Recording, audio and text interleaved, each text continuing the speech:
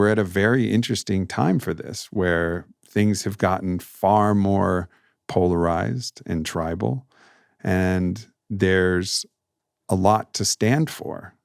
And I think it becomes an interesting, tricky spot when standing for becomes standing against, because sometimes part of standing for is saying no. In this podcast, we use the wisdom of the Fourfold Song of Solomon as a map to talk about how to be of service to the self, to your ohana, your chosen family, your tribe, your community, to all people, and to the cosmos at large, and how to weave all of that into a cohesive symphony of the expression of who you are. And with me to explore this topic is Kyle Kingsbury, Erick Godsey, and Caitlyn Howe. And it's one of my favorite conversations because we get to share everything that's alive for us right now, what's really present for all of us.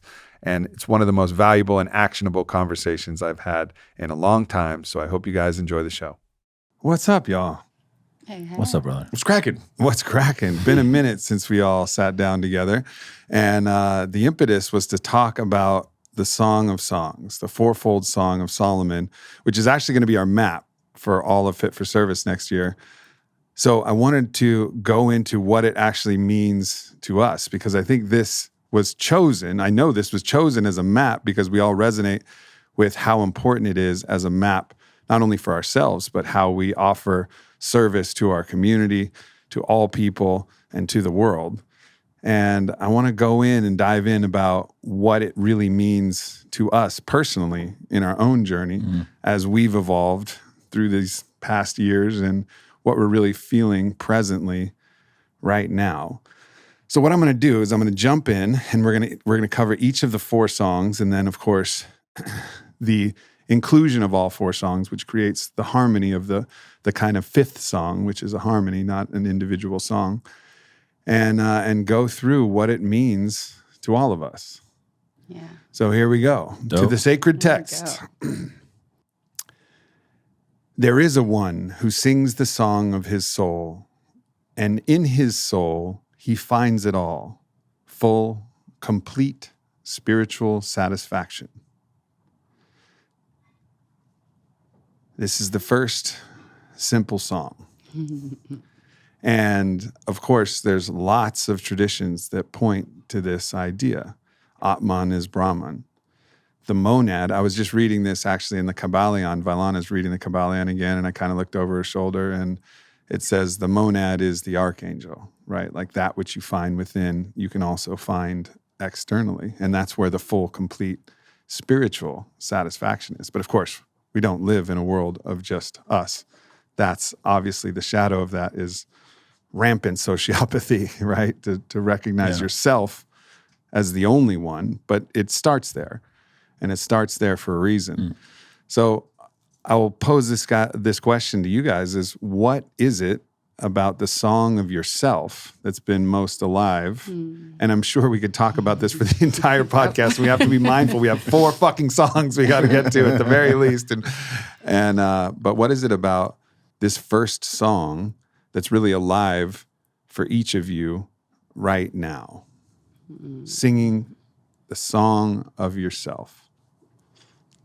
I'm happy to dive in. Step up a little closer to that microphone and dive in. All right. Wow. Well, I feel like this year, 2022, it's so funny. We spend so much time diving into what the nature of the soul is, and there's all these different avenues. You know, I've sat with ayahuasca so many times, and I've been on the path of seeking myself in many ways for, over a decade. But I feel like this year, something really clicked for me that helps me understand this particular piece of the Song of Solomon in a new way. And I think the thing that's shifted for me in how I relate to unlocking my song and being passionate about knowing what that is that I've realized that the path there is not one of overcoming yourself, or in some ways writing a new story is a part of that because of the stories that we have, that we get when we're young and we get from society and from our relationships throughout our lives. But for me, what really clicked this year was reclaiming my true nature in full color, full spectrum, integrating and exalting every piece of who I've always been, rather than trying to overcome her. And it feels like for most of my spiritual journey, I was rejecting myself in the most fundamental way every time I sought to heal or uncover more of me. It was like I wanted to get something different. And finally this year, it suddenly came into full color that everything I meant to sing in my expression is actually all of these beautiful, sparkly little pieces of me that have been there from the very beginning. And then there's also an element of I really track synchronicities and signs and dreams and all of these things. And I've been really interested in the archetypes that I relate to and these, mythical figures and goddesses and spiritual figures, and recognizing that the things I'm attracted to or that come in for me through dreams and all of these things, it's not something outside of myself. It's part of my essence. There's this unique combination of these archetypal frequencies that make me this unique braid, like multi-stranded braid of a being that's unlike anybody else. Would you say it's a League of Queens? It might be a whole ass League of Queens. I mean, I don't know. There's a lot of queens in here. But yes, I would actually. That's the women's program I started this year for anyone who's not following me. And it's going on right now. And it's been the most rewarding thing I've offered through Fit for Service ever, because it's born of my true expression. And I feel that embodiment in everything that I'm teaching and offering to these women. We have such a beautiful, big community of amazing, powerful, magical beings. And I couldn't be in the expression of my truth if I didn't start to reclaim and fall back in love with who I've always been instead of trying to overcome her. So for me, this piece of it is actually, there's a shift that's happened that's saying, reclaim your original nature, find out what that is and love it. And the love that you have for that nature that you've always had, that was kind of written in the stars and you're tracking in the mists and seeing and, in the zeitgeist and everything that's alluring to you, is a reflection of something that you have inherently in your soul. And bringing that all together and letting it be what it is the key that has changed everything for me. Well said. I think there's an interesting nuance to this in that you're referring to your original nature, and there is a kind of unique self. There's a kind of unique frequency. What I've imagined is that if you imagined our soul or our nature, our unique self, as a composition of myriad pixels with a different hue of light, right? And we're an aggregation of all those pixels. And together, all the pixels of all the people and all of the things make up the one all color, which is a full spectrum rainbow. And we're a unique kind of configuration of all of those pixels. And that's what makes us unique, is we're a unique configuration of the one. And however, I think that if we actually look inside, there's pixels of every different type of color inside us as well. So yes, we have a unique nature, which is the concentration of certain colors, certain hues, like whatever whatever hue the poet is, whatever hue all of these different archetypes might be.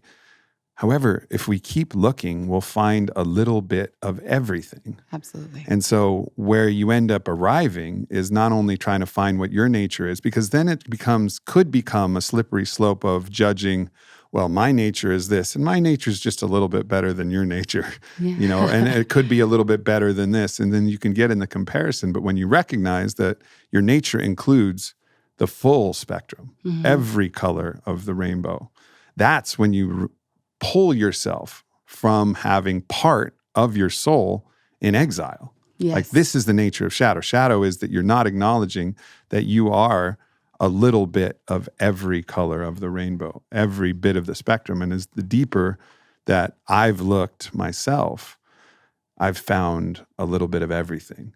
And then you get to a place, you get to a place of non-rejection. Mm-hmm. And the place of non-rejection is the place of wholeness. And like that is ultimately really, and I could talk more about it, but that's really where I've found myself, is actually finding for the first time potentially the place of non-rejection of the entirety of myself. And that's a harrowing journey, because some of these hues and some of these colors that we find inside are gnarly. Yeah. Pure savagery in there. And it's like, how can I love that part? How can I love that part? The answer to that question, when you realize how you can love that part, that wholeness that it brings in, I think that's the wholeness that eliminates all comparison. Yep. Because there's no insidious aspect of the jealousy or the comparison that's actually not looking at how you already are that too. Mm-hmm. Or the fear. Yeah. Indeed. Yeah. What about for you guys? Yeah. So, because of the childhood that I've had, where I found that the way that I can feel safe is to help other people, I skipped the first song and I went to the songs where I'm useful because I need to feel like I'm worthy. I've gotten to a point this year where I've quote unquote achieved enough where it feels like I'm finally actually returning to the first song. And for me, the path that has brought me there is beginning to study what's called complex PTSD and what has been reframed as developmental PTSD. And it's a long story, and I know that we've got to get through these songs and we got 4 people, so I'll keep it short. But what I'm doing is I've started a project where I'm writing stories that I'm not going to share with anyone but Caitlyn, who is my fiance for people who don't know. Oh, let's go, baby. And I'm going through all of my stories where I have shame or pain from my childhood, and it's been gnarly. Like, there's a thing with dreams where you don't think that you remember a dream. And then as soon as you start to write about the dream, more of the dream reveals itself to you. And like one of the natures of, you could call it shame, because I think that's kind of the core emotion, is its nature is to conceal itself from you. Hat tip to Mark Gafni for that one, because that blew my mind. And like the nature of it is to disassociate from it. And I can feel that I'm on the verge of tears right now, because the thing that I've realized by looking at this, like not the like people who have been raped or people who have gone to war type trauma, but the more subtle trauma that what I'm making contact with is, it is everywhere. Like if you had the glasses from that movie where you could see all the obey, it feels like once you have these glasses, right? Once you have these glasses on. I don't know what movie you're talking about. You have to watch it right now. Movie. Hot Rod, Roddy Piper, Keith David in the 80s. Okay. The famous director that did all the horror flicks did it. It's awesome. I'm thinking more like black lights in a scuzzy motel where you just see semen and blood and feces everywhere. And this is the Another beautiful thing metaphor about that works. symbols is that multiple avenues can bring you to the same truth. So the Come Hotel and also a great movie about obey. Here we are. That it's so pervasive, and that it's hard to even wrap my arms around it and talk about it. But basically what I've been doing is I've been revisiting these stories and alchemizing the coping mechanisms that were generated out of these stories. Because there's something intuitive in me that knows that on the horizon of my life is going to be family and children. And children are smart. And they're going to find your coping mechanisms and they're going to just eat them and take them in and absorb them and have them. And so it feels like the first Song of Solomon, it's like I had to almost give and give and give until I felt myself worthy and competent enough to finally actually go back to song 1. And it's kicking my ass right now, guys. So It's interesting that, we joked around with the Come Motel, but when you tell the story of your shame, I think there's actually a little bit more literalization of the Come Motel of looking at our shame 100%. story, right? Because so much of our shame Yeah. involves our sexuality 100%. and the repression of our sexuality, the denial of it, or the exaggeration of its importance, which was a big aspect for me, right? I mean, I always internalized the idea that my mom left my dad because of, sexual reasons, right? Like he wasn't capable sexually. And that's a long story about how I arrived at that internalization. So I always felt that if I wasn't proficient enough in the bedroom, then my lover, and my mom obviously, symbolized the greatest woman in the world. The greatest woman in the world would leave me if I wasn't sexually capable enough, right? 100%. So there's all kinds of things if you go start looking around in the Come Motel. Yep. And you'll find Homework, everyone. Go to the Come Motel. You'll find a lot there for you to kind of really take a look at. For all of us, Yeah, for it's like, women too. look where the taboos are in the culture, and that's where you're most likely hiding from yourself, in you. And so, of course, it's like sex, power, fame, drugs, addiction. So, yeah. Kyle, how about you? Like that. I love everything that we're getting into right now. So much listening to you guys has brought forward a lot of what I want to talk about. But really, for the last 2.5 years, and I imagine a lot of people listening to this, there's been a catharsis that has helped move us, hopefully in the good direction. But nonetheless, like, shit hits the fan, and how we deal with that has really been the difference for us. Some people have checked out. They're cool with fucking getting their 30-pack of alcohol and just numbing out.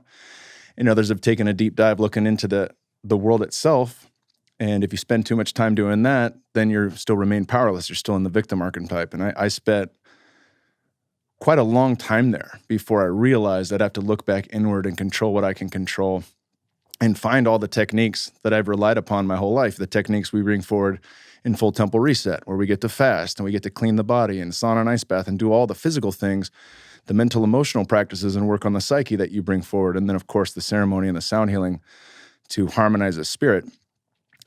And knowing that's coming up and we have that every January, it's like, cool, we got that.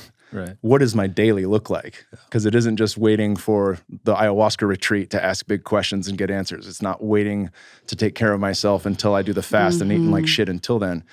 And so for me, it's been a refinement on everything from what I consume from food to what I consume media-wise, how much, really I jumped off all the social media stuff like right before lockdown, and then quickly realized that it is a double-edged sword, and it's still the easiest way to chat with people, and was able to get back on with my wife and then my Twitter account and all that stuff. And it's like, cool, but how much is too much before I go back into fucking panic mode, seeing shit that I don't want to see? And so really the refinement for me is knowing what I know about the physical body, knowing how that plays into my mental emotional state, really utilizing those tools on a daily basis to see, like, how do I want to operate every single day? And my greatest gift in this first song is me operating at my highest level. It's when I'm the most fit to serve that I get the most joy out of life. It's when I'm the best dad, the best husband, the best coach, the best friend.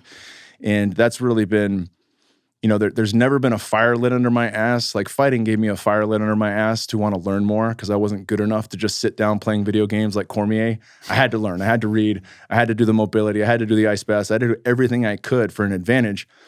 And, with that ending, coaching coming along, different things that help really draw that up, but nothing like the last 2.5 years or 3 years to make me be like, all right, now's the fucking time. Now's the time to carve out a new way of living and parallel systems in place for our food, for our sovereignty, for all the things that we've been working on, so that my kids do have a future. And equally important to that I enjoy my fucking ride along the way. Yeah, it's so easy to bypass the physical and just think of your psychic, emotional kind of state of being. But the psyche and the body are inextricably linked. Yep. Yes. And always when you're in question, the place to go when things don't make sense and it's confusing and you don't know the next best move to make, just go right back into the body. Yep. Yeah. What's the next best thing I can do for my body? Because there's always an answer that every single person, it's not like you need to consume, it's great to consume more information and podcasts and, listen to your podcast or Aaron Alexander's Eline podcast, or, read one of Ben Greenfield's tomes, or whatever you want to do, fine. But actually, the truth is we all know the next best thing we could do for our body. If you ask every single one of us, or any single person listening, you're like, what's the next best thing you could do for your body? We all have an answer. We all know what works, and we're doing only a fraction of what actually works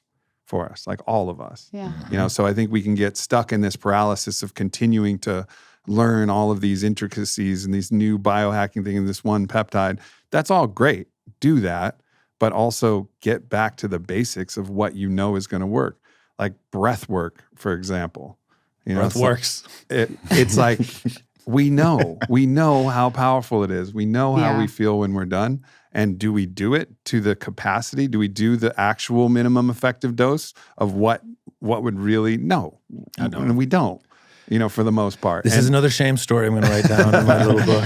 Yeah, but it's interesting, right? It's like, and always, so instead of being in this state of paralysis where I don't know what to do, well, just focus on the foundation until that other thing illuminates, because oftentimes until your body's in the right state, the path will not become illuminated for you. You actually won't be able to see what to do because there's too much clouding and confusion that's coming from a dysregulated system. Yeah, the optimized self is how you find your North Star. It's something we both really talk about. All of us talk about this, and we all help people find that in various ways through Fit for Service and the podcast. But it is the harnessing of the best version of yourself that gives you back your intuition, that gives you back the inner knowing. And anything that's in between that, if I'm in chronic pain, that inner knowing isn't the same as if I'm completely clean and clear. If I'm beaming and feeling good, that inner knowing is on lock. It's right there. If I'm calm and alert, if I'm in a ready state where I'm wide awake, but I'm also centered and chilling, I can make pretty damn good decisions there. Yep. The periphery is opened up significantly. And I think that's been a big piece of this for that first song for me. Yeah. I want to just add, because that really inspired me to remember what I sense that we're on, like the cusp of as a collective. And, there's all this talk about the rise of the feminine. And I think a lot of people have very gendered ideas about what that means. Right. And something that I think is my next phase in my Song of Self, and I know will be happening this year, is we have this idea of this projected God in heaven who's outside of the body. And, for most of us in some form. And starting to kind of turn inward and and ask the question of, what is it like to pray into the body? What does it feel like to drum this back to life? And the relationship we have with our body is directly, I think, reflective of our relationship we have to the earth. And so when we are moving into this rise of the feminine, I sense it's actually a reclamation of the holy nature of the body. And so how can we start to treat this like we would treat God in whatever way we relate to God? And how do we relate to God? How do we relate to the earth? When we start to treat our bodies as sacred, everything in how we relate to the earth and how we relate to each other will change. Yeah. Big resonance. Yeah. So for me, there's been a really powerful kind of meditation that I've been going through, and it's kind of woven a lot of the teaching from Mark Gafni, John Churchill, a variety of different things, and then my own, private ceremonial work with the ketamine and cannabis, which has been kind of a regular drumbeat of kind of growth and the ability to take abstract knowledge and bring it in as gnosis. And I had a very profound experience that I haven't told the story of on the podcast yet. But ultimately, what I recognized is that I have a very good understanding of what my higher or highest self is. Now, I say highest lightly because that self is in evolution, right? Yeah. So you don't want to denominalize, you don't want to nominalize the self and say that it's done. This is ceiling. Yeah, exactly. It's a horizon. It's still evolving constantly. But I have a good idea of what that is, and I've been able to step into that more this year than ever before. So I have a felt sense, a gnosis of what my highest expression looks like, feels like, how I love, how I laugh, how I play, how I, share my voice. And I have a really strong feeling of that. And actually through, if you listen to my podcast with John Churchill, which I highly recommend, very good. He identified that an avatar for that is my playa name, Dragonheart, which combines both the tenderness and the fierceness, all of the ferocity of Smaug the dragon, right? And all of the tenderness of the heart. And he describes it as the place where the Buddha and the demon meet, right? And that's the understanding of the highest self, right? It's the full inclusion of your tender fierceness, as Gafni is wont to say. And so I've really felt that. I've felt myself as that. And then I also feel myself when I'm not that, when I'm a little bit off that. So actually, to be honest, right now, I'm a little bit off this very moment, like a little bit off. However, I know Dragonheart and I know who Dragonheart is. And I recognize that I always know what my highest self is. And I went through this process of saying, okay, well, if this is my highest self, that is the king. That's the king of my self-kingdom. Dragonheart is the king of my self-kingdom. And all other identification and all other manifestation that I'm currently participating in bows to the king. All aspects of me bow to the king. We all bend the knee to Dragonheart. Yeah. And in the bending of the knee of all other aspects of myself, it actually starts to collapse wherever I am with that highest version of myself, the most loving, the most joyous, the most playful, the most rascally, the most ferocious, like all of the best of me, the truest of me, the God as me, right? Yeah. My own unique expression, my unique self, as Gafni would say. And as every other aspect of myself bows, I become closer and closer, almost ontically identical with Dragonheart the more I bow. So right now, I bow this expression of me, which is, but isn't actually, because I don't feel it. I can't feel Dragonheart in my body right now.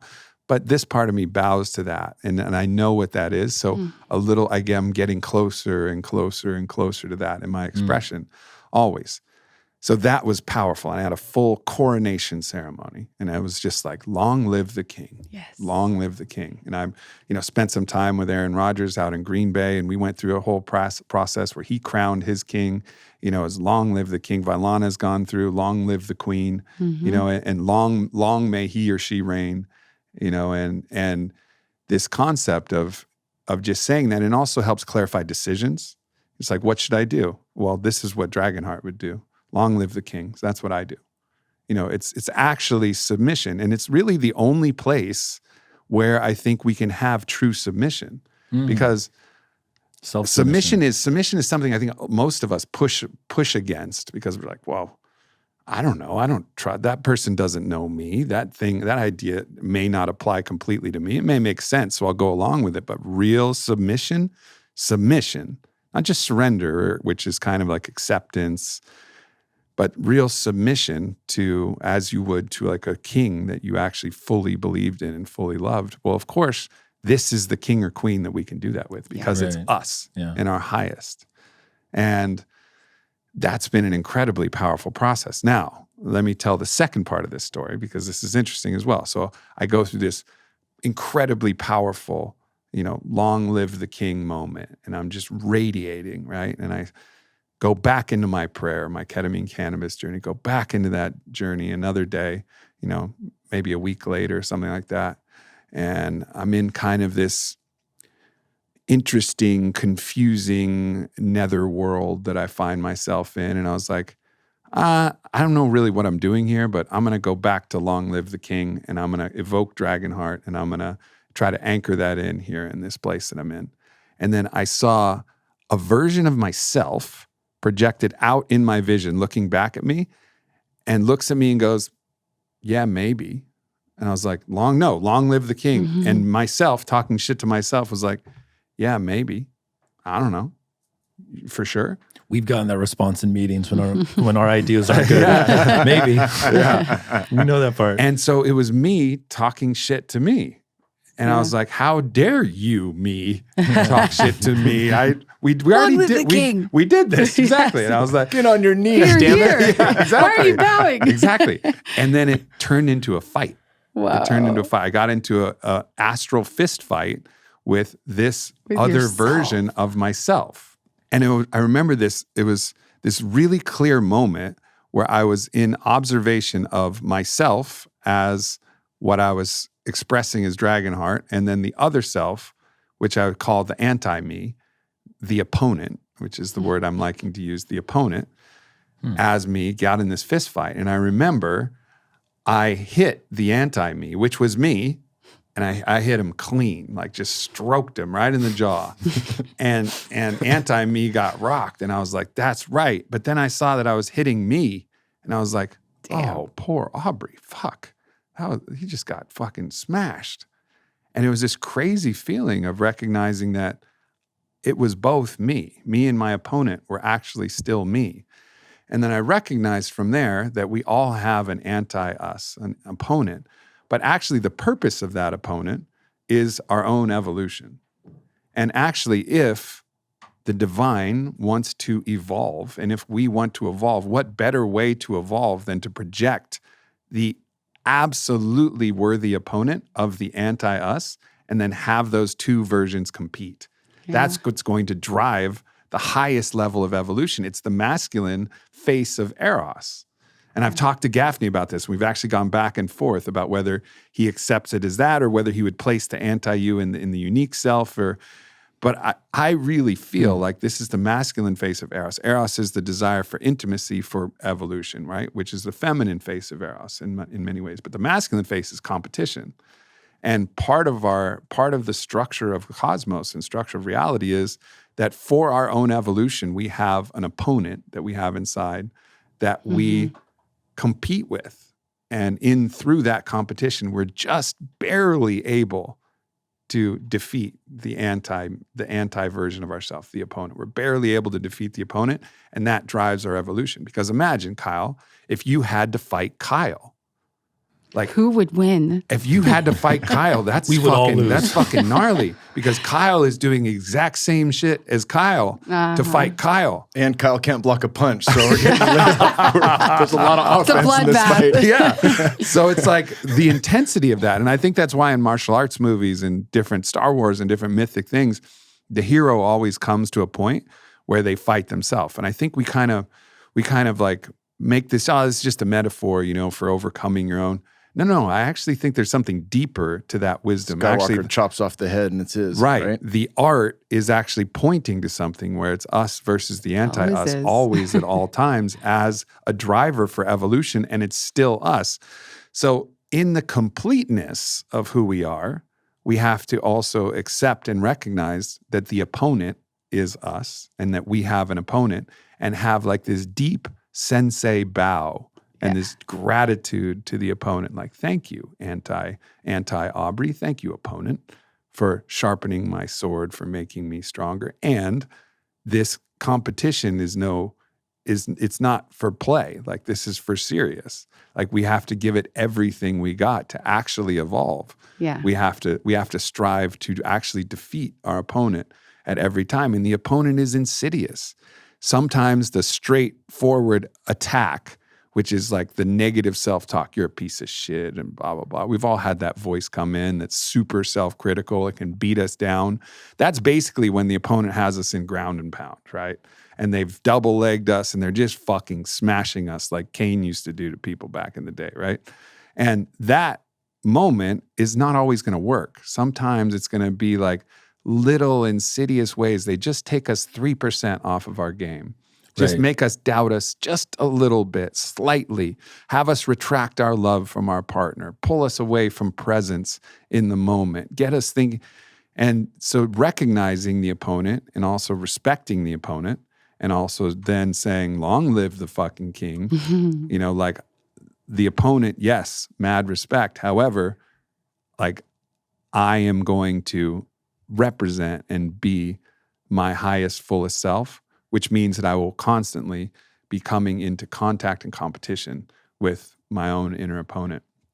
And so that paradigm has really exploded open this whole song of the self for me, and recognizing, because lots of people have talked about it. Stephen Pressfield calls it resistance. You know, there's lots of religious names and spiritual names for this different force that we all sense and we know is real. But for me to actually understand it in this way has been just an extremely powerful development.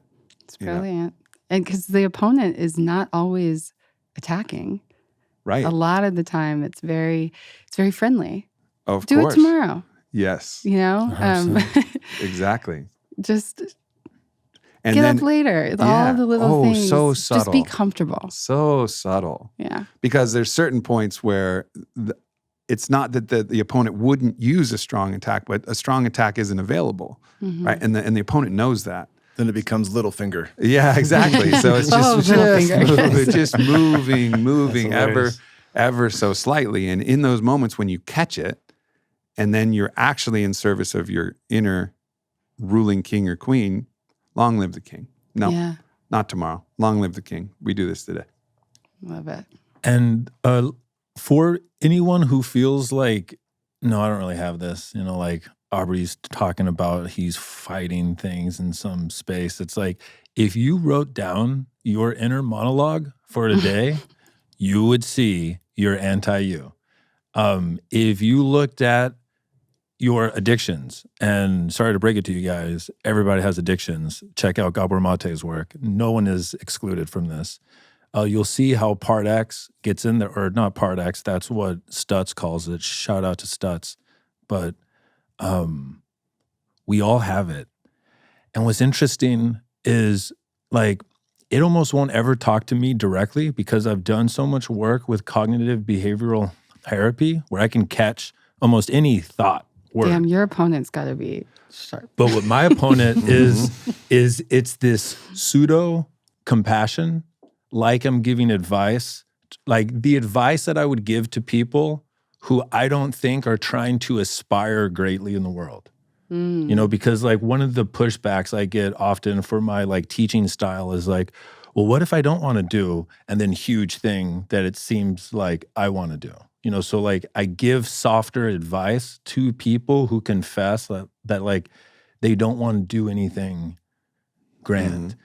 And I'm just connecting to it right now, but it feels like I'm almost unconsciously agreeing to their anti part. Because I think that like your true expression is less about the specific of what you're going to do, and it's more about the energy in you as you claim it. And when people give back that type of critique, I can feel through the vibration of their voice that it's actually their them speaking. But so anyways, mine is very much like, you know, that's not what you actually want. That's just what you want because of your wounds and the things that you've grown up with. Like, just relax and just be a person, and it's okay. Like, everything's okay, you know? And it's like, mine is this fucking, yeah. It's as good as you. Almost. Right.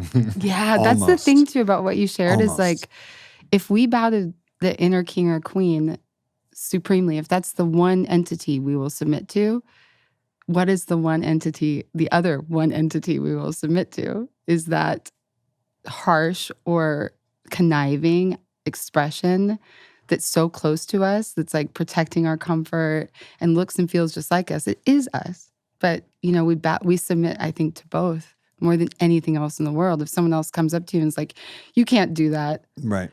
Just be Fuck lazy. you. Yeah. You're a piece of shit. You'd be like, fuck you. Yeah. But when it's yourself, you don't even notice because you believe it so much because it's your own voice. Right. It's like, oh, okay. Yeah. And it has that familiarity, the credibility. It uses every aspect every advantage that it has is. Every single advantage it will use to its advantage. And of course, and that's the way we would design it. Use every advantage you got. Make me the best. Make 100%. Me the best king that I can possibly be. And bring it. You know, like it's that like Bruce Lee kind of like waving of the hand. Come here. Like, bring it. Like, let's go. And sometimes, you know, sometimes you're going to get put on your back and, you know, stand back up, wipe off the psychic blood, give a little nod, like, well played. I won't fall for that one again. It's such a beautiful reframe to, instead of seeing it as this evil aspect of self, Right. to see it as it's every little move is going, show me what you got. And it's serving you. Yeah. I think that's it's a force the of nature. alchemy. Yeah. Yeah, and it's what actually refines us to be the hero of our own story, because ultimately the opponent is trying to take us off our highest storyline. If our unique self is our unique story, it's just trying to get us into a story that's not our truest, highest story, not our unique story. Yeah, and a thing that's interesting is it feels like there's been a movement in the last like maybe 40 years where a certain branch of, you could say the spiritual community, the game that they've chosen to believe is, I'm going to learn how to get still enough and quiet enough to not play the game of my unique self versus my anti-self, because that's the nature of pain and reality. Therefore, we need to recede from it. And that, like, what I loved about John Churchill's podcast with you is it's like that was a misunderstanding of the West of Buddhism. Yeah. That the true essence of Buddhism is like, no. Like, we're going to get quiet so we can recognize the game is happening. Yeah. Because the thing in the West, like it's an intermediate step. Right. It's not the end point, but what happened in the West is a lot of people just wanted to like opt out of the game. But the thing that Buddhism does is it allows you to recognize that you're in the arena, because most people for most of their lives don't even recognize that they're in the arena, and their anti-them is just this like assassin in the dark that just like trips them and like puts their finger in their ear or like fucks up their Nice like move. lunch or whatever. and they don't even like, they can't even see it. And like, you have to do a certain amount of either self-reflection or have people who will help you become aware of like, I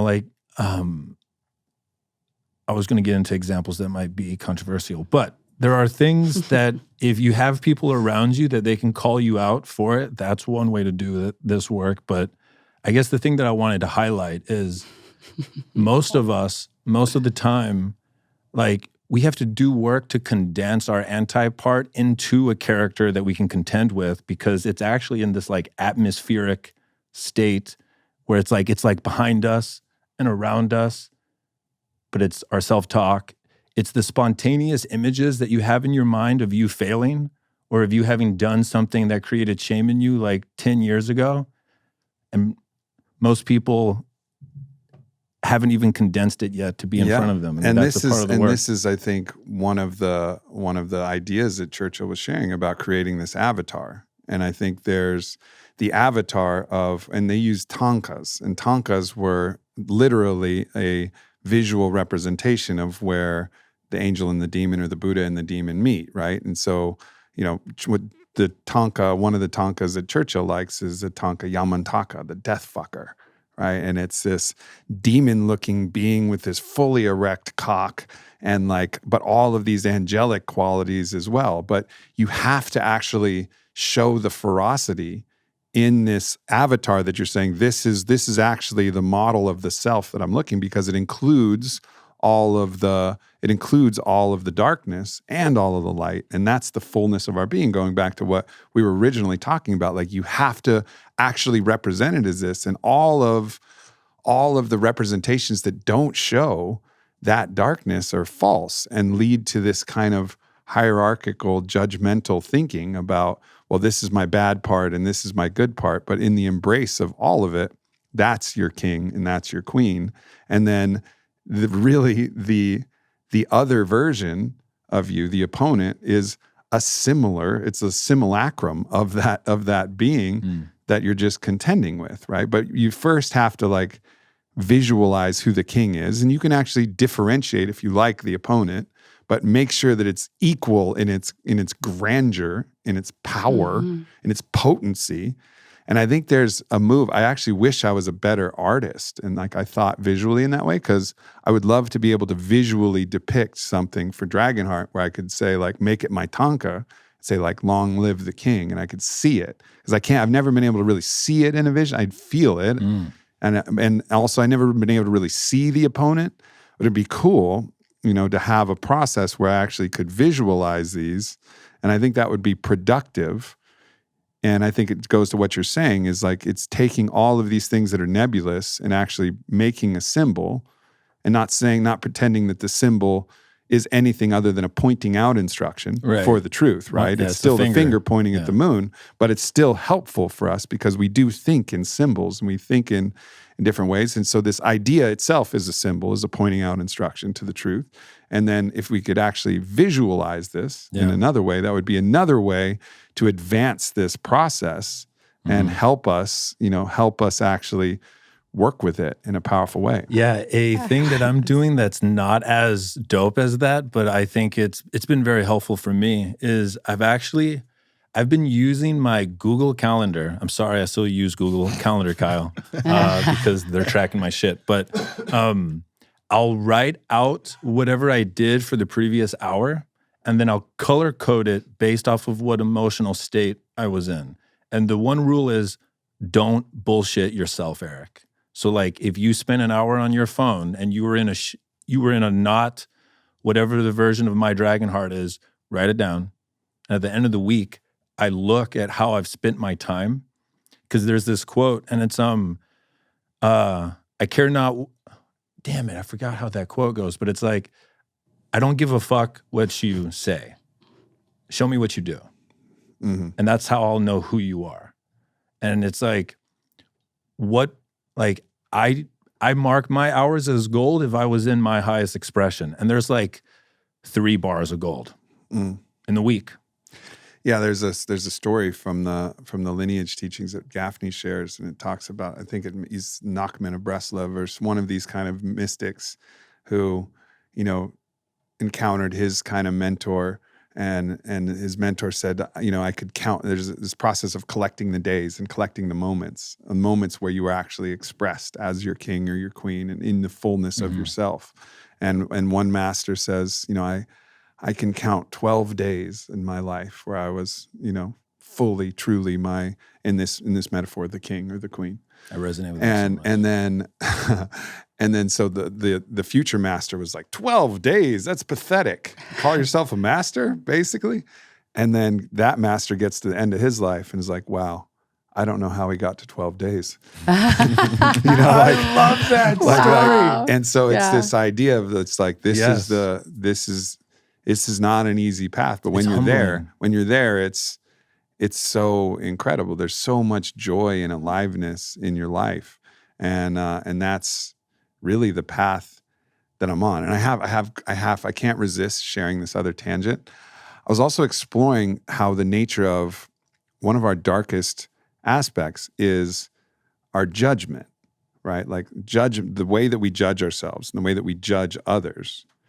And of course, it's important to disambiguate judgment from discretion. Discretion is important. Actually, it's discretion that carves out the self from the all. Yeah. It's a boundary, right? And there is a boundary, a loose boundary that's always evolving, just like our body. But there's a boundary of our skin, and then a boundary of our heart resonance field, and a boundary, if you imagine more abstractly, of the collection of pixels of light that comprise our soul, right? So there's a boundary, and that's discretion.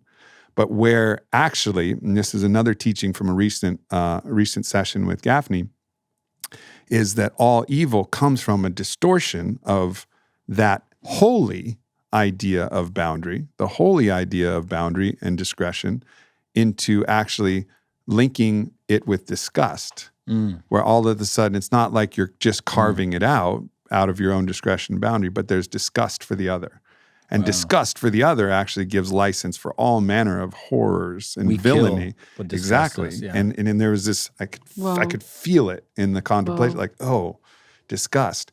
And then I realized how holy it is. Actually, all of the images of demons and devils and monsters are actually, in what I was recognizing, is the most holy image that we can look at. Why? Because what it's doing is it's triggering that response. It's triggering us to judge it, and it's saying, "Are you judging me now? That's cool. Can you love me now? Goosebumps. What about now with these fangs and this monstrous?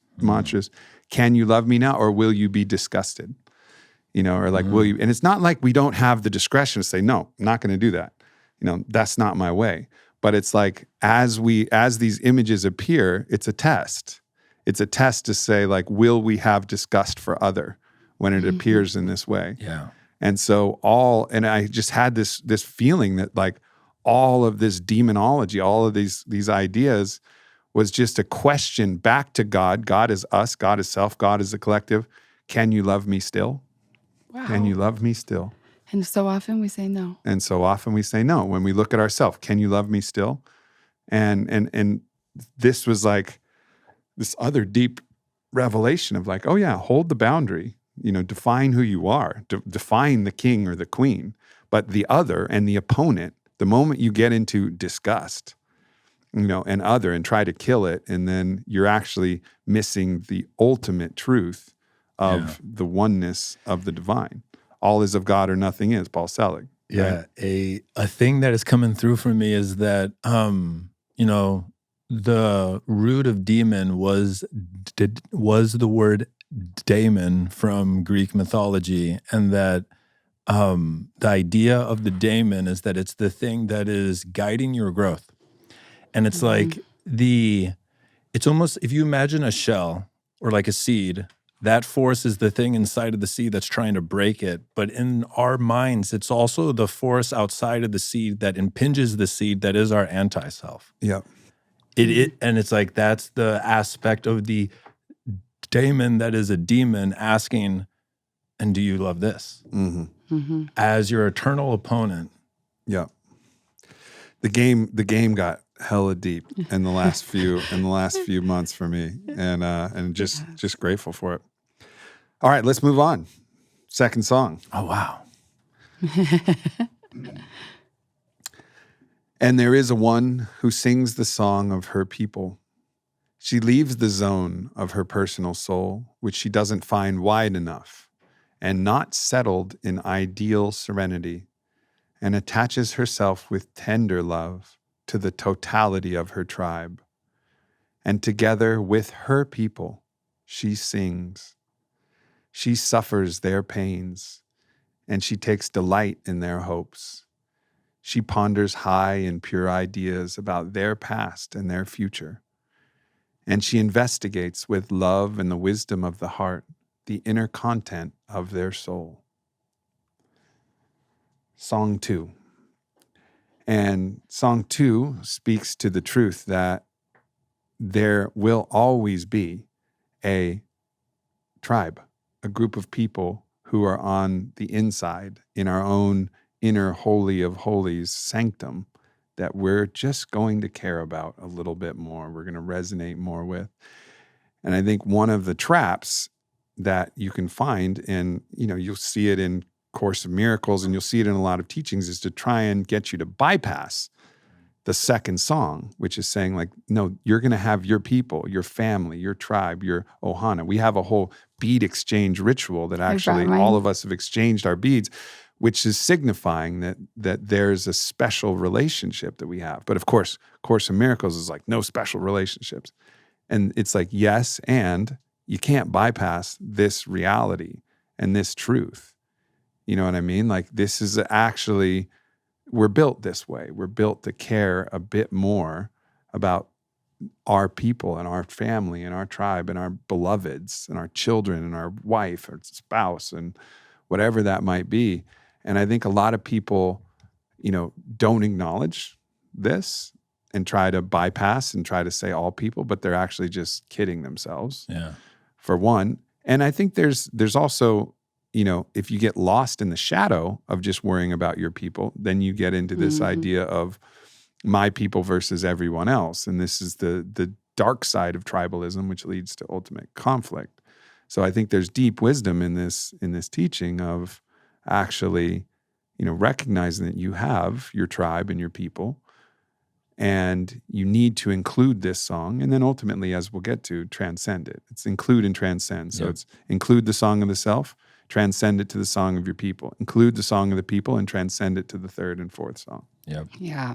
There's a lot here. Yeah. Each song, man, whole podcast. For sure. Wow. A lot comes up for me with you sharing that. Yeah. If you want, if It's my turn to dive in. Let's go. To speak about the tribe, I was feeling really emotional at the end of the discourse about Song 1, recognizing also that I was having a memory of you actually having, you've been, I've known you for the longest of almost anybody I know, period, and been close with you for a very long time. And so you've been my champion for years and years and years in this most like a soul guardian level. And what clicked for me was a memory of the love that you have for me is also enough to call me out and like tell me when like you'll be so encouraging, so loving, so gentle, so unconditional. And even in your unconditionality, you will be a clean mirror and shake me awake.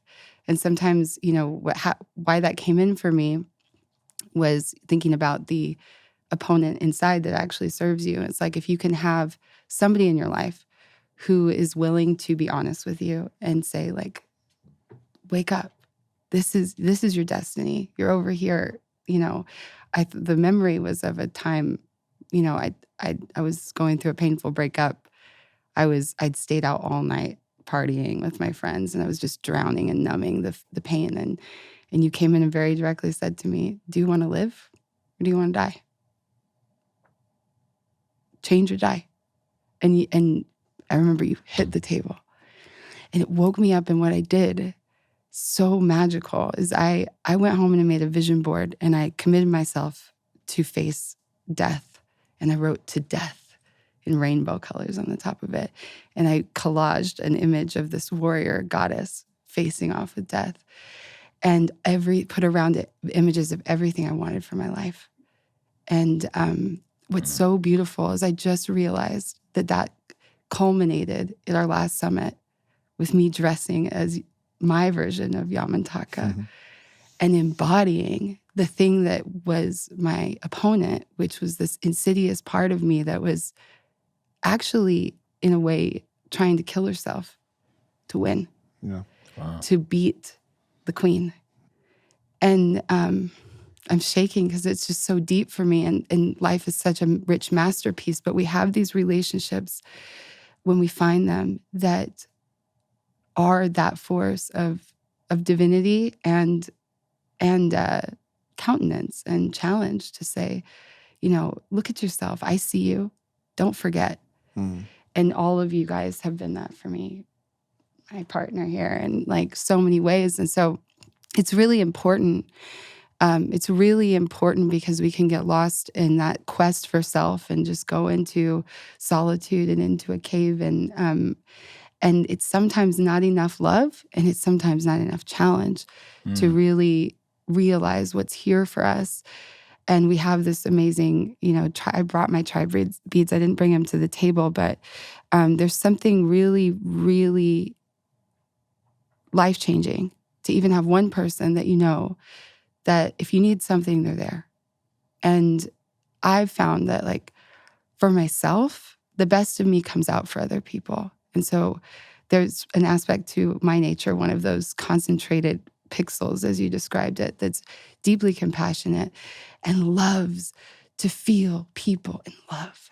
And there was something so alchemical for me, this convergence of mind-blowing magnificence to dress in costume and dance as death for all these people that needed to feel that integration of self. And when we did that at the last summit, I've never had a better feeling. Everyone was in costumes, and it was like this thing that I used to judge myself for. I was like, oh, you just grow up, get serious, stop playing around. And it's like, no, you know, evolve, integrate this. What's the highest expression of this? And it comes through for me, for other people, because I care about them so much.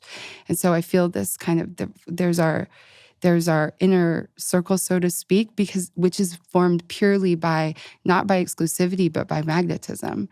We are magnetized to people that we have deep resonance with. And there's a beautiful, I believe, a beautiful design to that. And there's a capacity. There's only so, you know, we live in an age right now where part of my inner critic and my stress point every day is I can't keep up with the amount of relationships I have. We have this, constant access to a global network of relationships, and it can be very diluting, and it can also create pain, I think, for people seeing relationships and feeling on the outside and wanting to be on the inside. And we have to remember that as beings, energetically, we only have capacity to go deep with so many people, but we do need some people to go deep with. And so allowing us to see that in the world and recognize, like, that's the magnetism that's there. And I stand in my magnetism and embrace and love what comes to it. And I build community there. And I honor that it's very important to me. And that this is where my energy goes first. Yeah. But also loving everybody else on, beyond that circle in a way where it actually brings the best out of you. I think that that's a piece that if we need to use the Song of Self to embrace the world, ask yourself, like, what about the world and the greater community and the greater tribe brings the best out of me, and how can I love the greater tribe for that? And how can I step into that? And that's been, really transformative, pivotal experience for me in this community. Yeah, having those reflection points of the tribe of your second song is so important. Yeah. It's the crucible, another crucible of our evolution, also in some cases, in the masculine expression, which is competition, in the healthy way. Like, let's fucking go. And there's the healthy aspect, but also then in the intimacy, in the sharing way of, like, actually having those moments where you can drop in and see each other truly deeply.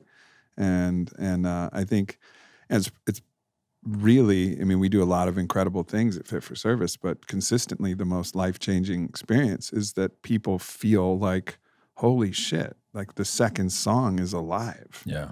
There's a whole group of people who are willing to share their truth vulnerably and connect and receive my truth, whatever that is. However shameful I might have been, there's somebody else who's sharing that same shame and receiving it, and then aspiring and laughing and willing to grow and go along the journey with me. And I think for so many people, they don't feel that. They don't have it in their family. The family doesn't feel like the second song, really. They do. It's almost like an obligatory second song. Oh, it's my fucking family. Mm-hmm. But, like, it's not the Ohana. It's not like your chosen family that allows you to actually grow together.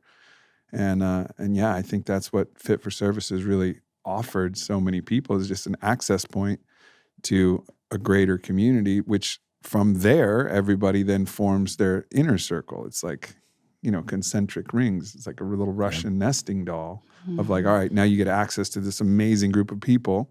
All right, who is the 30 that you say hi to first when you gather and are most, and then who are the 10 that you invite over for that late night fireside chat, and then who are the 3 that you invite with you to go to the beach, like a fucking 2 months later or whatever, and so yeah.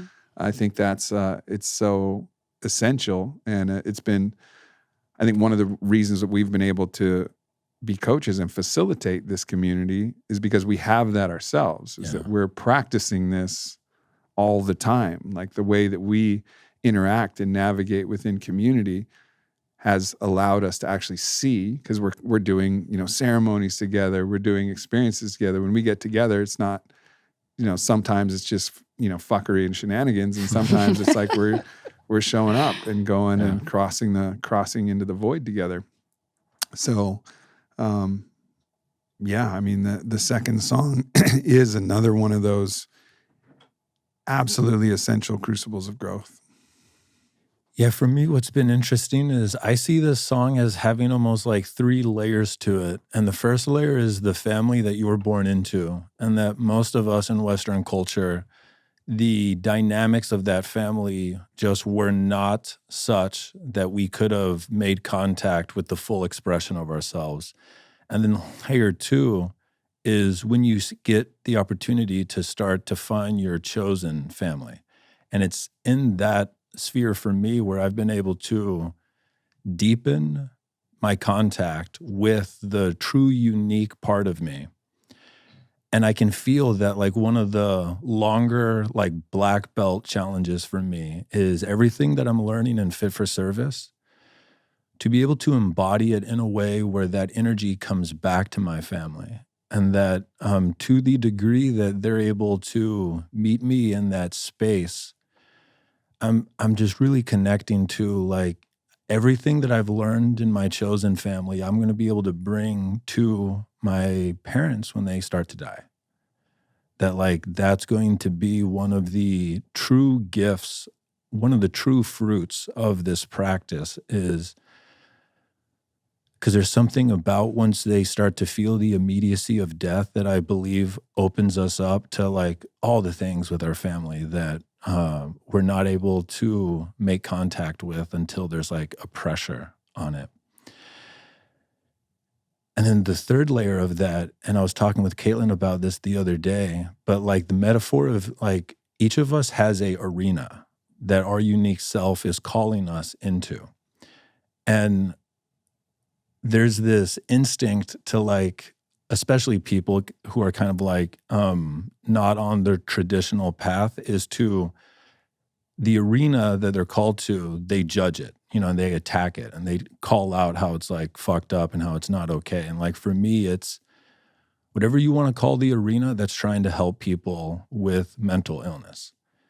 And I remember when I was doing some research for one of the previous books that you were going to write, where we thought that we could write How to Master the Mind, and we got our ass kicked by that. But that I started doing a bunch of research on the history of depression.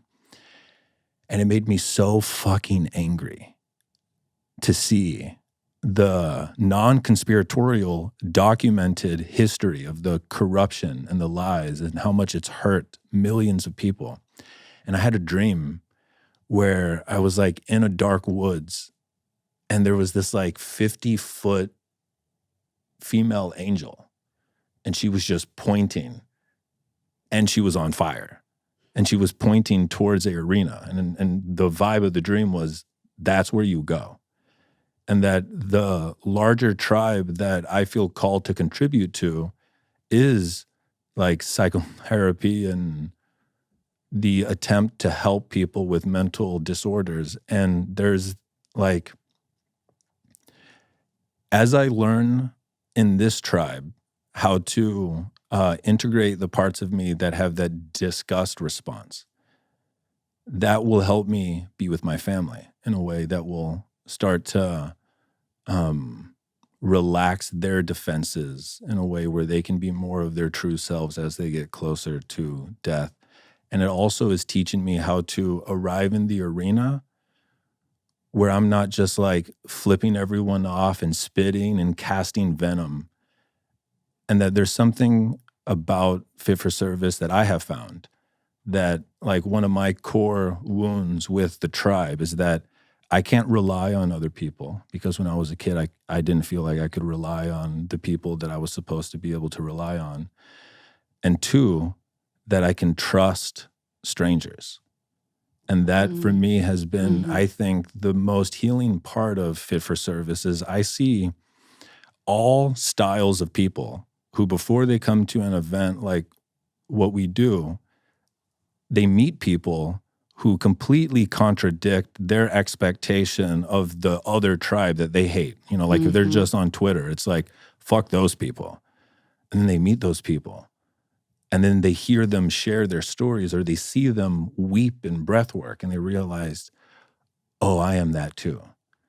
And so what I'm seeing in this layer of the song is it's like the layer in the middle is it's the easiest for me to be with y'all in a way where I can like just be and not feel shame, be and not feel fear, compete and fucking like push against you guys and you guys push back against me, where I'm learning how to bring that back to my family slowly. And then I'm also learning how to bring that to the arena that I feel called to go into. Because one of the things that's really interesting is like the people that we have the strongest judgment for, especially like when we're on social media, are the people who are called to the same arena as us.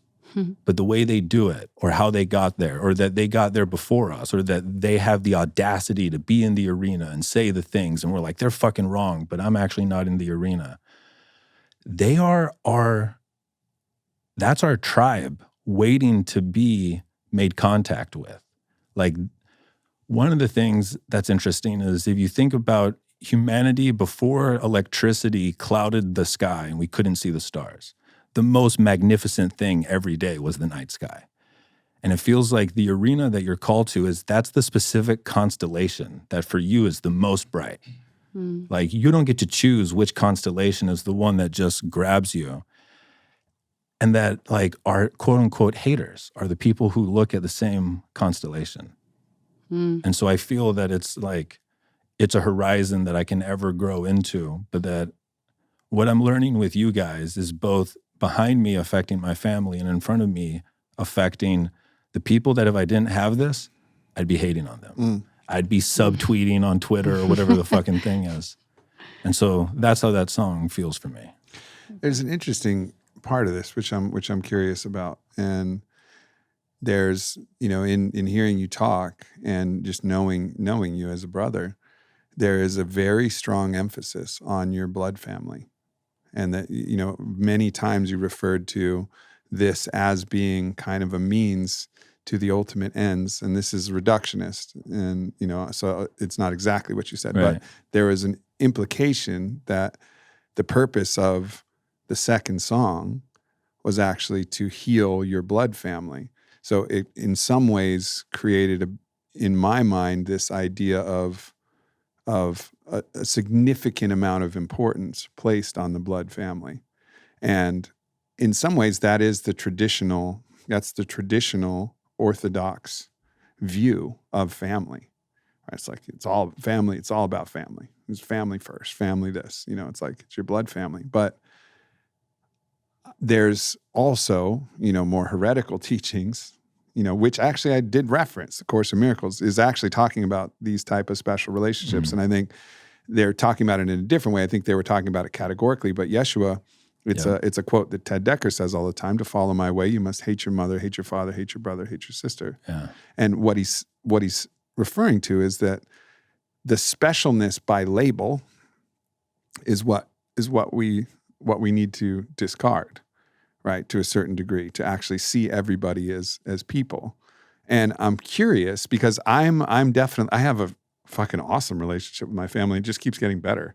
And it is very important to me. And I do carve out special time for my family, but it's really now the family that I spend the time with, it's because they've merged into my ohana. They're my chosen family. I would choose them anyways. I'd choose my mom I'd choose my mom to hang out with, whether she was my mom or not. I'd choose my sister Shannon to hang out with, whether she was my sister or not, And even my stepdad now, it's like our relationship is developing in such a way. And it's beautiful that we have this history and this other part. But it's just curious. It's interesting to me. And I think there's a lot of people who have challenging things with their family. And I think, it feels like just kind of a curious question. I know what you mean, whether you've like really actually looked at, wow, am I giving this too much weight? Is this too important to me? Like, let's say I spend, 30% of my mental power thinking about these people who I might not even be able to change. And the more I chase them, probably the more they're going to run away. And I know you're smart enough not to chase. Right. And I know that you have all the technologies and psychic, faculties to be able to navigate this in the right way. Yeah. So I just kind of want to open that up because I think it's worth talking about. The quote from Jesus is the one that I think really gets to the core of this. And it's that, because I've read Ted Decker's explanation of what he means by the word hate, and it means to have no regard for. Right.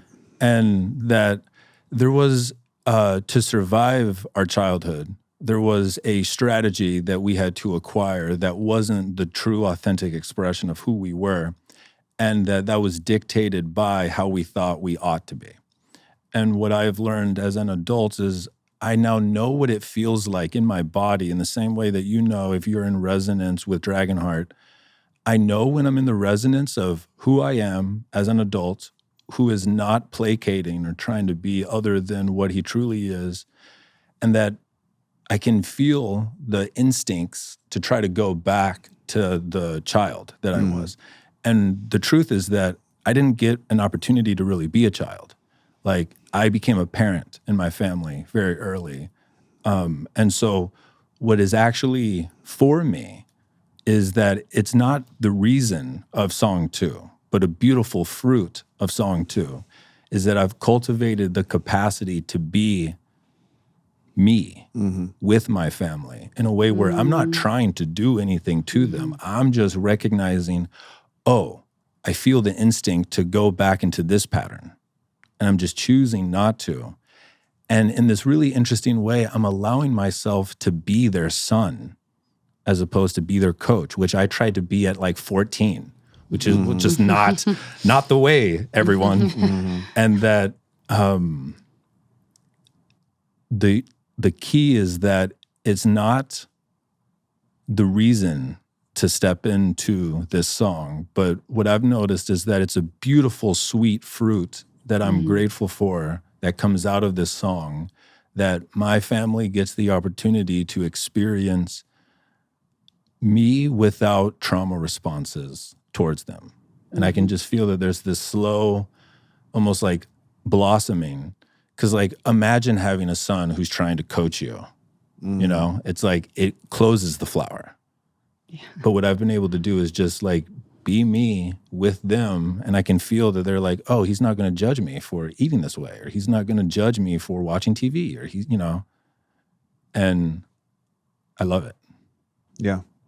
Yeah, and I think this is a choice point for us all. And I think the reason why I brought this up is I think we need to become aware that it's still a choice. And, you know, like the honor thy mother and father biblical commandment is like, yeah, okay, honor them, but also choose your ohana. Like, choose who you want to allocate your time and recognize that they're just people. You know, my mom and your mother and your father, they participate in mother and father to whatever degree they actually participate. I mean, biologically, yes, they donated some DNA, you know, and in a moment of lovemaking, you know, created the spark of my body and then nurtured me in certain ways. And there is a reciprocity thing, but there's also the invitation to not necessarily have to include your family in Song 2. You can, and it's beautiful when you can and when you do. But there's seasons and there's times, and to me, I think the way that I look at Song 2 is it's an earned position, not a given position. Like, this is a place that you earn, and you're always going to be part of Song 3, which is all people. And we'll get to that. Like, you're granted, doesn't matter who the fuck you are. You know, you could be in San Quentin, you're in Song 3. It's all people. Klaus Schwab, Song 3, baby. Song 3, yeah, that's it. That's it. You're always in that. But to get into Song 2, it's earned, and I think there's an interesting relationship with that, with family. And so I think I wanted to mention that just so people have this kind of idea that just take a look at your attachments to family and see how much of it is conditioned from a society that wants you to focus on that no matter what, even if your family was abusive or if they're still abusive, or, you know, and it doesn't mean like everybody just stop talking to your family. I think there is something to the fact that you have a unique access point, like you do, to your family. If it's not you, who the fuck is it going to be? Yeah. Your unique access point gives you a unique obligation in a certain way. To use, again, Gafni's terminology, your unique obligation is the recognizing of a need and knowing that you alone can fill that need. And that is one of the bonds that we have with our family, is like, no, if it's not me, it's nobody. Nobody's going to come with these ideas and get on the inside if it wasn't for the familiarity that we actually have. But it's a very rich and nuanced kind of talk. But ultimately, it's a choice. It's a choice, and that's I think the meta point that I'm trying to make. Where do I want to direct? Where do I want to direct my energy, and not to let the pressures of an external zeitgeist and habituation and what people think, influence that. Completely agree. Yeah, this has brought up a ton for me. I love getting to go last. Yeah, it's a good spot. I'll start with the prayer of tribe, but first I just need to comment on the parent stuff. Like, I think one of I completely agree with you, Godsey, in that I have felt as I've leveled up in the game, it has allowed me to be more of me around my family, and that's been a weight lifted for them. Yeah. Even though I still judge the shit out of them for what they put in their bodies. But it's made our cohesiveness better. And at the same time, in tandem, full on kicked them out of Ohana plenty of times. My wife put my mother-in-law on timeout for 6 months after saying that Bear didn't deserve druggy parents.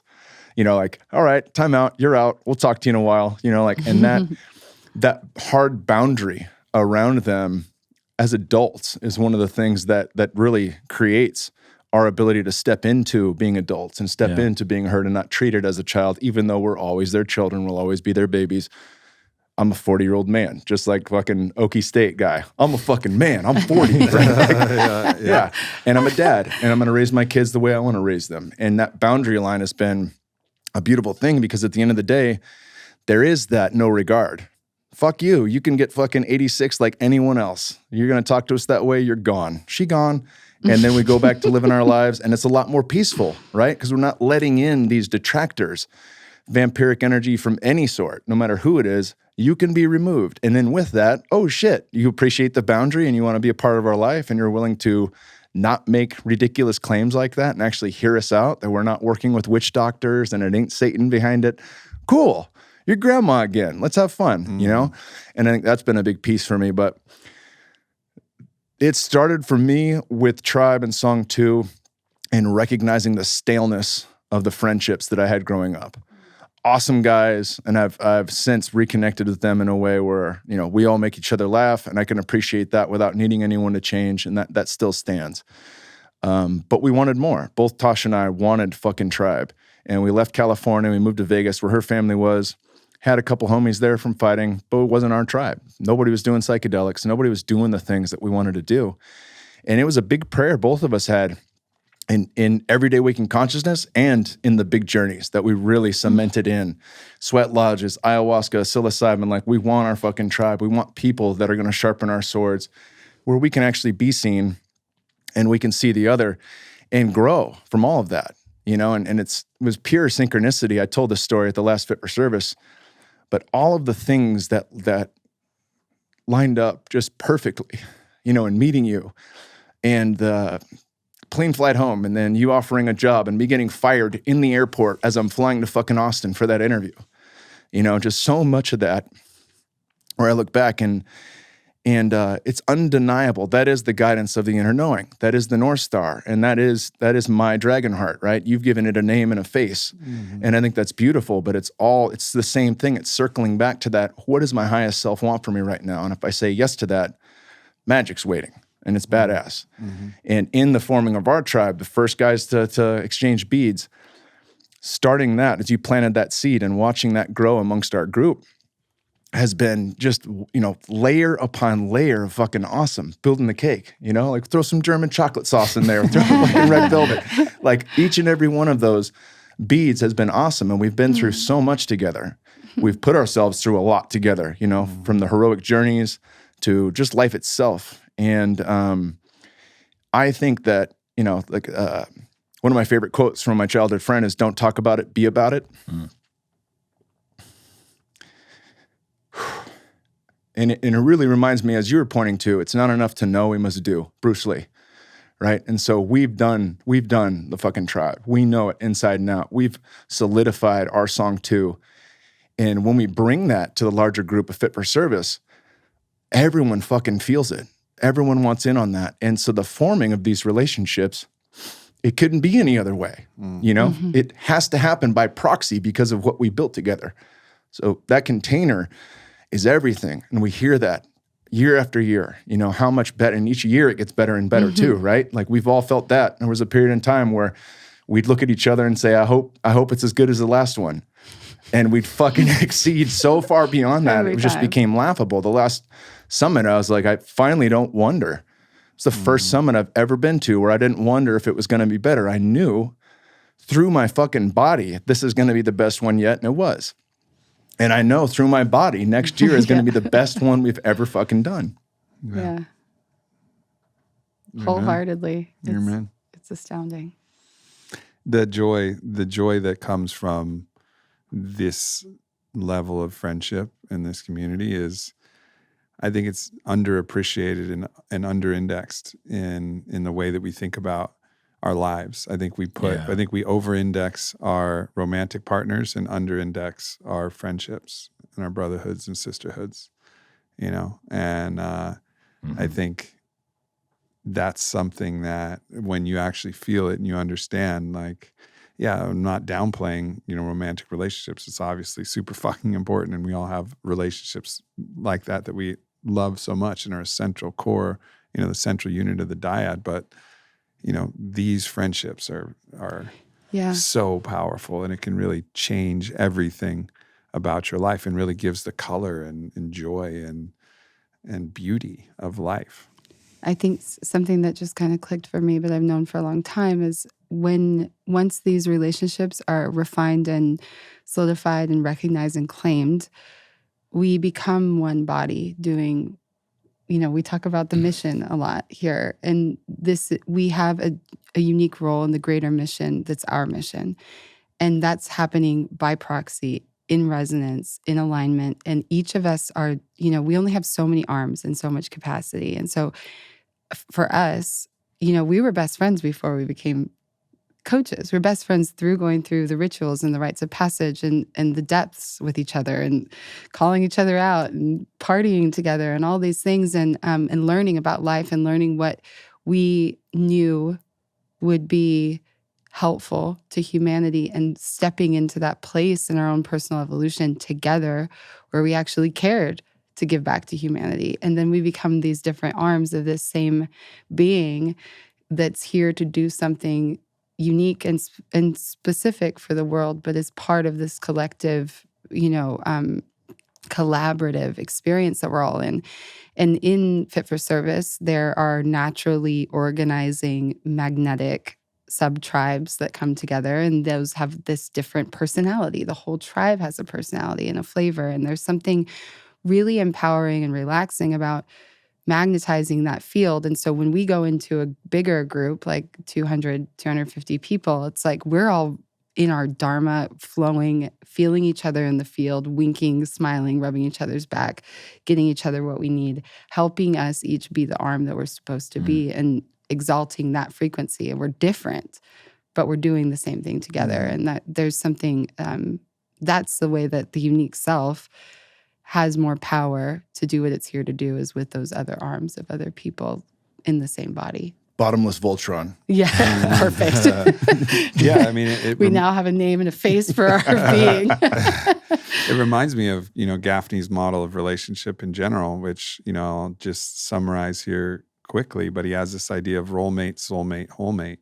And role mate is the idea that we're each doing our own part for the good of the tribe. Like, we each do our own thing. You will have this role that we'll fill, and we'll divide up, the tasks, and we'll go handle it. That's obviously the basic part of a relationship, and things that we do for each other, things that we do, and then there's soulmate, which is those moments where we sit down together and drop in deeply and just like open ourselves entirely, looking straight at one person, which we've all done with each of us, had those moments where we just drop in and see it all, and the rest of the world just drops away, and there's nothing to do but give and receive the full truth and transparency of who we are. It's the soulmate. And then the whole mate is when we turn our gaze from looking at each other right in the eye, and each level is included and transcended. Right. So role mate's included and transcended, and soulmate included and transcended into whole mate, where we're both locking arm in arm or hand in hand and facing a shared horizon together. And in that facing of a shared horizon, that's the culmination and also the full model of what a relationship can ultimately be, is all of those different things, the different roles, the ability to drop in and see each other deeply. I see you, like in Avatar. And then the other one, which is like, all right, what is our shared horizon that we're facing? And that's something that, I think one of the reasons why our Ohana is so strong is we have all of those different levels, and they're all distinct, and they're all, included in what we share together. There was a eminent psychologist that I was watching a lecture on.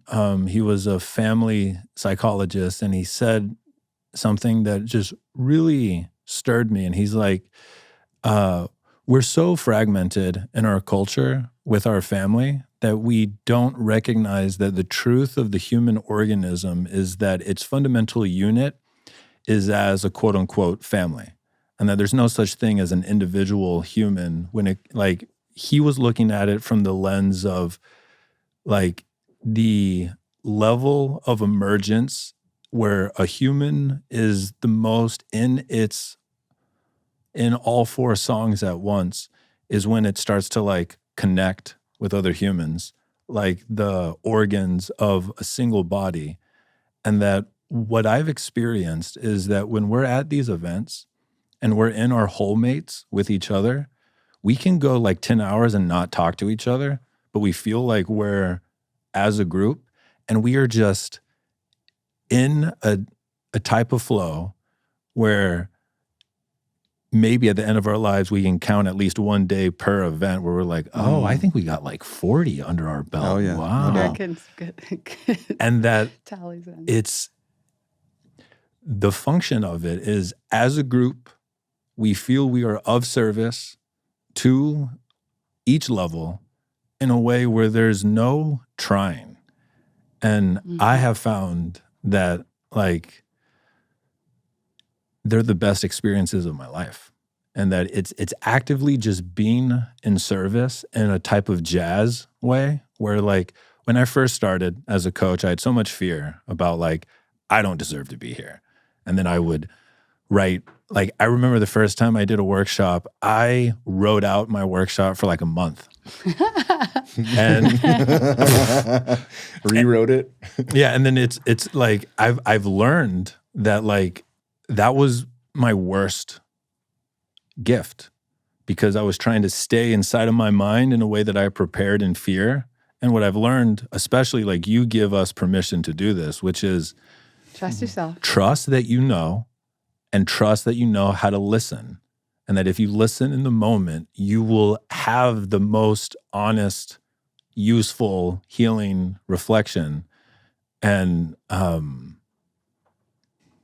that's the problem with the preparation of anything that you're going to say or share or do. It's like, yeah, it's good to be prepared, but prepared in a kind of holistic way where you're prepared for anything. And you can have an idea and a plan, but if you prepare too much, then it's like you're knowing what you're going to say in a conversation before you hear what everybody else has to say and what they're speaking in the silence of their presence. Mm-hmm. You know, you can actually listen, and I think that's keeps God that's out. the key. Yeah, exactly. It's like if you know what you're going to say, God has not entered into the dance. Yeah, I think that, you know, anytime I'm giving a speech, like one of the most important things I do is I get out and even if I'm on the side of the stage, I'll go feel the crowd for as long as I can, and ideally walk through the crowd and just kind of know like where it's at, feel the energy, understand the collective, feel like where everybody's at, and there's this kind of I'm being informed in ways that I can't even describe. There's no way I could actually,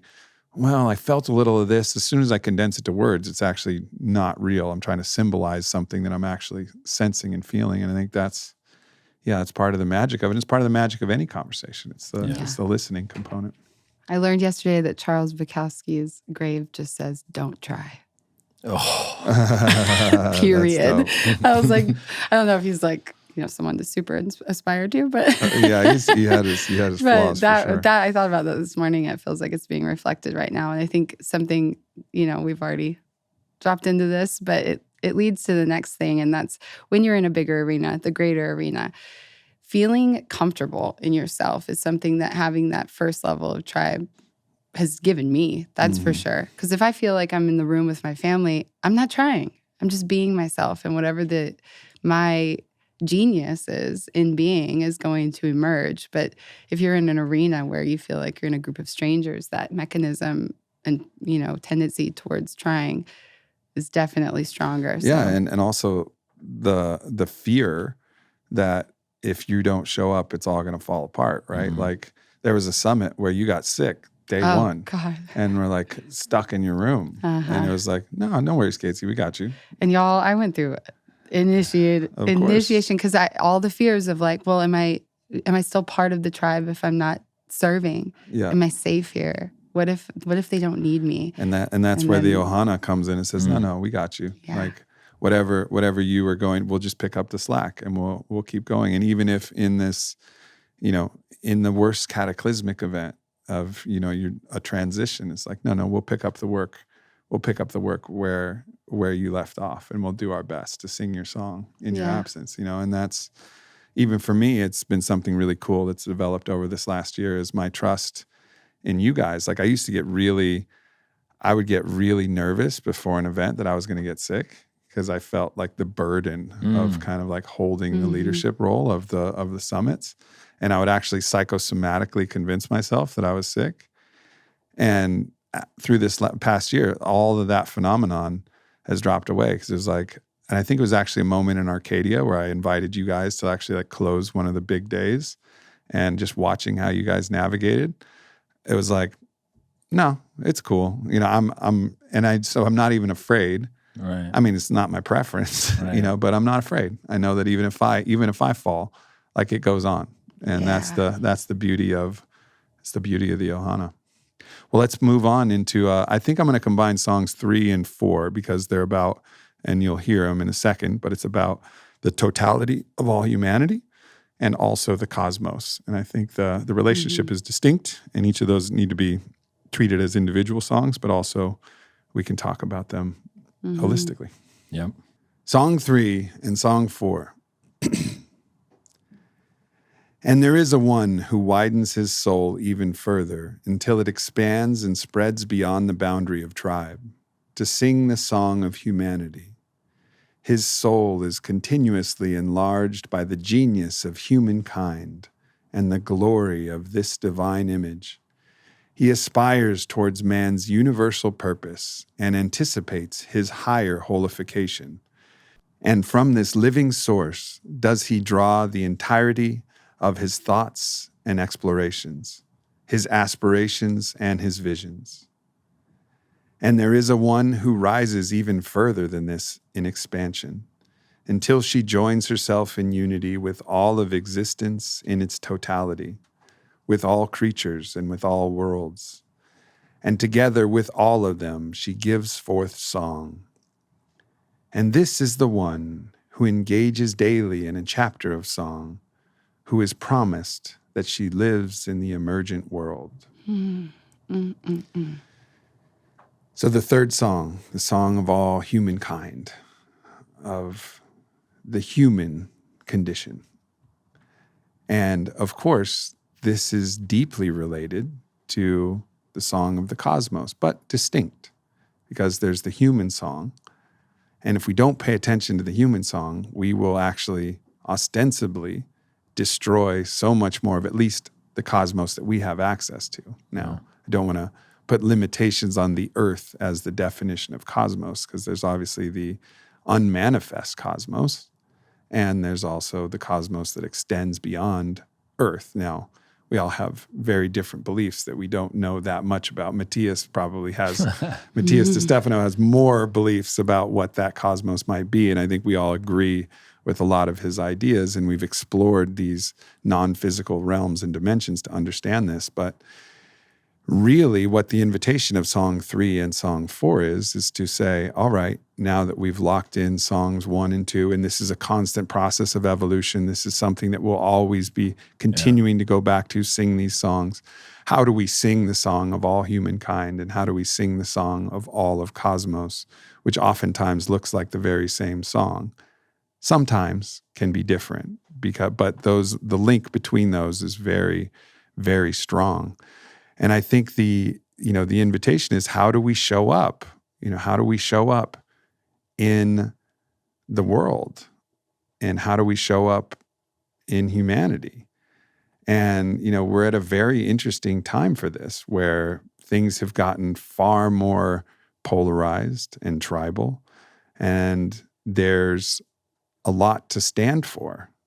And I think it becomes an interesting, tricky spot when standing for becomes standing against, because sometimes part of standing for is saying no. There is the sacred divine aspect of the boundary of saying no. Like, no. Like, we do not accept this, which ostensibly appears like against, but it's a very important distinction, I think, to understand that it's ultimately a stand for, and to understand what we're standing for more than anything. And this is the place that we find ourselves in. And actually, I'd like to go to you first, Kyle, on this one, because I think what I've really seen from you is the grappling with this particular concept, having some of the strongest feelings of what you're standing for, and also some of the strongest, like, no, like, hell no, like, we don't stand for this, or I don't stand for this in how you live. So when you're looking out at the world now at this particular time and singing the third song and the fourth song, and feel free to draw distinctions between those, but what's really alive for you in this moment? We don't need to do like the full history of what happened from 20 to 21 to 22 to into 23, but like a now, like what's alive for you now in singing these songs? Well, for me, part of the biggest alchemy that I've had in the last year, which sums up 2020, 21, and 2022, is a lot of help from Charles Eisenstein in not seeing, some demonic figure twisting his mustache, ruling over the few, ruling over the many, the few ruling over the many. And really, with that, if that player's off the board, then what are we actually playing? And it's been a search for a deeper truth of, what does the game board look like? What are we asking each other to do? Is greed driving it? Sure. Is power driving it? Sure. Is any of these things that are not serving the highest good behind it? Cool, what now? Like, if that's the case, fine, but how do I let that affect me? And does that affect my vision of the all of humanity? And a lot of my alchemy in the last 2.5 years is restoring my love for all people, and recognizing through Charles' writing that even a guy like Bill Gates is thinking of his family. Even a Klaus Schwab is thinking of the seeds he wants to plant for a better world through his mind, and really releasing the idea of an evil force that's out to get us, and like putting that to bed so I can restore my vision of humanity and love all humans. Because every human I've ever met, I have no fucking enemies. They're all awesome people. I might disagree with them on certain things, but it doesn't make me think of them as a bad person, or somebody who's flawed, and somebody who can't be fixed, or somebody who even has shit to fix. They just see the world through their eyes, and I see the world through my eyes. And through Gafni's work, circling to that whole mate, like really, if we found our tribe, which we have, and people keep being drawn to us in the exact moment they need to be drawn to us, and trusting in that, trusting that the right people come in exactly the right moment, and those bonds form at exactly the right time. What is the shared horizon? Because I know my people, and I know we're looking the same direction. Are we seeing the game the way that it is? And that's been a big piece for me in first deciphering, what does that actually look like? What are the things that we need to worry about, right? We've got all the existential crisis in the world. We've homies with Daniel Schmachtenberger, Gafni's in tight with him. People that have really spent far longer researching these things and really studying and poking holes in it and saying, like, what's the real thing to worry about here, right? Like Gafni said, he's like, climate's number 10 on the list of 10. There's 9 things higher than that we should be paying attention to equally, if not more so, that are a problem. And when we really factor that in, especially having kids, it's kind of like, holy shit, like that's the time is now. Hamilton Souther, as you said that to him, that wake up call that's happened for myself and for yourself and for so many of us has been, that all of life has been training us for this moment. And if we stand arm in arm, can we do it? And the answer is yes. Fuck yes, because humanity is brilliant. And if I trust that the all of humanity in that third song is good and means well, then I know it's just a matter of communication and agreeing on what is the game that we wish to create going forward. What horizon do we see, and what horizon can we collectively build together that is truly building back better, not just some fucking slogan from a president that can't pronounce words, right? But like, let's do the damn thing correctly and in a way that leaves it more whole than when we started, and makes truly the more beautiful world that we know it's possible. That's the alchemy that I've had around the third song. The fourth song for me is really, as above, so below. And it starts with self, but it also starts with the ground and the soil and the plants. And it's been such a draw for me to learn this stuff. But then now, thanks to you having this farm with you, where we actually get our hands in the fucking dirt, we put plants in the ground, and I can watch it like an infant growing. And it needs a lot of care, just like an infant right now. But soon, it's going to be standing on its own, creating on its own, and so robust and fruitful that we can actually recreate the Garden of Eden. And I think of that from a cosmic level. I told this story in Sedona too, the planting of bamboo in my backyard for my wife's birthday and a bunch of trees. And I was thinking about how awesome it is that bamboo pumps out a ton of oxygen and just clears out VOCs and make this really clean air. And then, the anti-Kyle came in and kind of laughed like, no, dummy, you put fucking 4 bunches of bamboo in the ground. Think of the fucking size of the earth. This does nothing. And then I remembered Charles, and I remembered, my own alchemy on ayahuasca, like any act for the good of the all, however small, is felt through the totality of consciousness. Mm-hmm. And the second I tapped back into that visceral memory, a hawk circling overhead, just fucking, with the loud scream. And I was like, oh, fuck, there it is. And I looked up, and obviously I'm emotional right now, and just tears flooded because that knowing, the thoughts that we have that, what can I possibly do? It's not enough. How much of an impact can I make? It's not enough. That's all bullshit. That's all the anti-version of ourselves saying, don't worry about playing the game. Stay out of the arena. You can't do shit anyways. And it's utter nonsense when we understand that the gift we have is one in which if we devote ourselves to service and we serve for the good of all, that it does make an impact. And however small that impact is, it ripples through the totality of consciousness. And that's been my fourth song. Beautiful. And I think it's Charles that says to know that each of our acts has cosmic significance. Mm-hmm. And not to get lost in the fallacy of, scale, which is basically this idea that, does it scale? Well, when we actually start to include the fourth song in the third song, we understand that as we evolve, and that is this contribution to humanity by actually contributing to the cosmos, to the collective unconscious of all of totality. And it's so beautiful to remember that, and actually frees us and liberates us and kind of takes the ammunition away from our opponent, like you said, that will try to paralyze us by saying, it doesn't matter. It doesn't matter what you do. That bamboo doesn't matter, so don't even fucking worry about it. Like doing this thing doesn't really matter. Like you're just one person. There's 8 billion people. And that is absolutely one of the tactics of the opponent to try and prevent us from, actually stepping up and really serving the whole. And so, yeah, absolutely, man. Really beautifully said. A bunch of things came up from Kyle's share. Kyle, that was beautiful. And you're so good at helping give me permission to be vulnerable. And I really think that's one of your superpowers. Like you can kill all of us in this room and you're the quickest to genuine tears. And I just thank you for that example, because that's something that I didn't get. Kyle's why people made swords. These arms aren't going to work. Eventually the swords didn't work because there was like a mountain motherfucker, and it was like, damn. Then they made spears. I'm like, spears. And they're like, fuck that. They're too good with spears. Guns. And all they needed was to cry. All they needed was to cry. Yes. The frame that has really helped me for both understanding the third and the fourth song comes from James Cars's book called Finite and Infinite Games. And the idea is that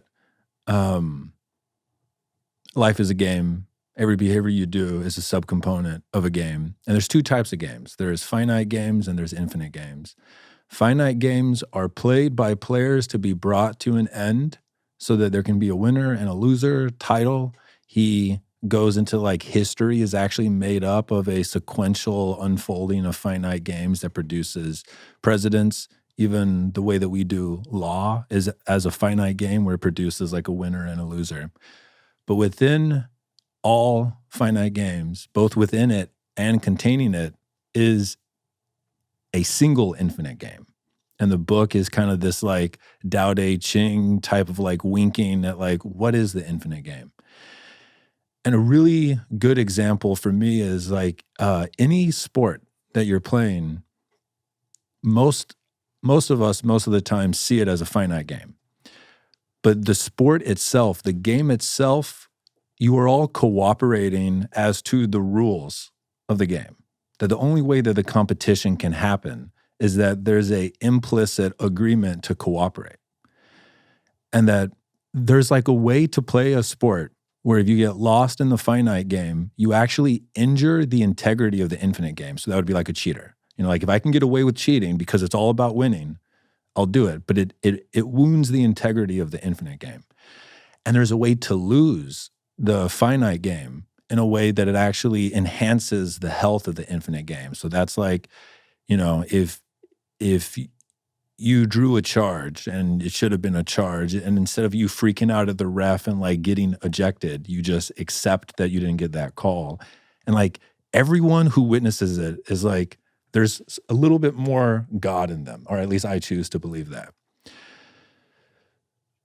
Most of us, what I see, the way that we interact with anyone who doesn't feel like they're a part of our tribe is we have forgotten how to play the infinite game, and we're willing to do anything to win the finite game, even if it wounds the integrity of the infinite game. And you can just go online and see how people interact with each other. And it's like, there is so much vitriol and poison and venom and pain and unprocessed trauma coming out as judgment and cancel culture and attacking, where it's like the zeitgeist body of humanity is being poisoned. It's like what factories were to the environment is what social media is to the zeitgeist, where we've developed a tool where we can just pump pollution into the game of humanity. And it really feels like, at least for me, the way that I show up to song 3 is first, don't participate in the pollution, but then 2, the regenerative healing of the zeitgeist is to be an artist. It's to actually be who you are, because everyone's unique self, if they weren't impinged on by shame and trauma, is they would express. And their expression is art. And that, like, no one in the flow of their art is in anyone's comments on Instagram hating. Full stop, period. And that I'm trying to create art that inspires the artists to create art. And then also I'm trying to create art that actually calls out, like when people are not in the artist and they're in the pollution. Fundamentally, because I want my kids' kids to have a planet. You know, like fundamentally, it's like, it's not about what is happening now. It's about how can we play the game now so that our great-grandchildren get the opportunity to play the game. And so that's the frame that I've been using to contribute to song 3. And for song 4 is in each of the songs for me. And Kyle nailed it on the head. Song 4 is your relationship to God. Like whatever the big thing is, and I've had such like this sense of like betrayal with God for so long. Like this, like, I don't know what it was about being a kid where I was like pissed off at God because I felt like I was put into this life forever and that I didn't get to choose. And, you know, we've worked on that and we've talked about it and it's great. And that is great. It's great. But that I'm at a point now where those synchronicity moments feels like it's the divine parent who has never flinched at my tantrums, giggling and being like, yes, Yes. And that the essence of a synchronicity, I think, is captured perfectly in Kyle's story, where it's like something internally is happening for you that is so in tune with something that just happened in the external world that you don't even get a chance to critique it. It's just this, it's like a violin that got the just right string vibrating, and it just pours through you. And it often comes out as either laughter or tears. And I think that that's an interesting thing about the human condition that we don't need to go on a tangent about, but that my fourth song has been allowing the tantruming child who feels like he was betrayed to remember like the fundamental goodness that feels like permeates the whole fucking thing. And that it's giggling when you're in resonance with the other songs. And it feels like the most heretical thing that I could possibly believe, that I can feel that the fourth song is helping me have the courage to say, is that I believe that humans are fundamentally good in such a profound way that most of the things that we feel like we have to do aren't true. And that if we were able to be a tuned enough instrument that we could inspire the tunedness of the person in front of us, you know, it's like the joke you made, like the swords are not needed. And that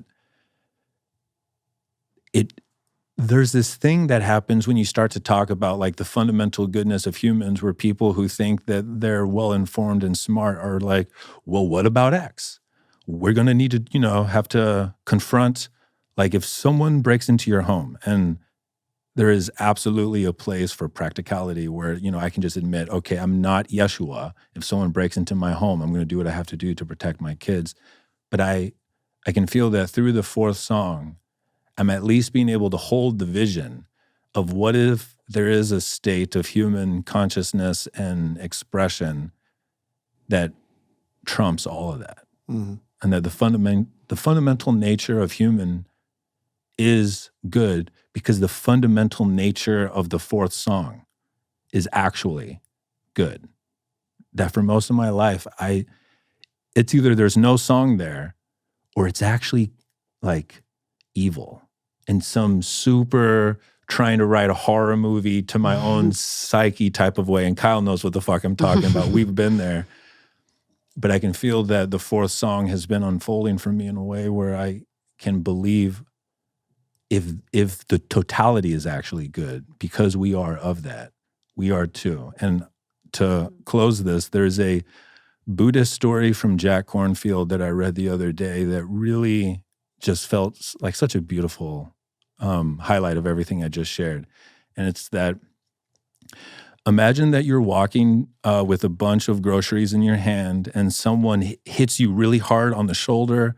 All your shit falls, your juice spills, the food that you got broke out of the package, and you go to turn to be like, what the fuck, are you blind?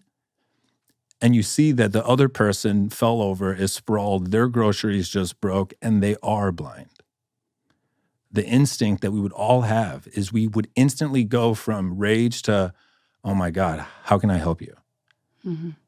And that what Jack Kornfield was saying is all of the hurt that we do to each other is because we are that. We are stressed and we are blind. Mm. Mm.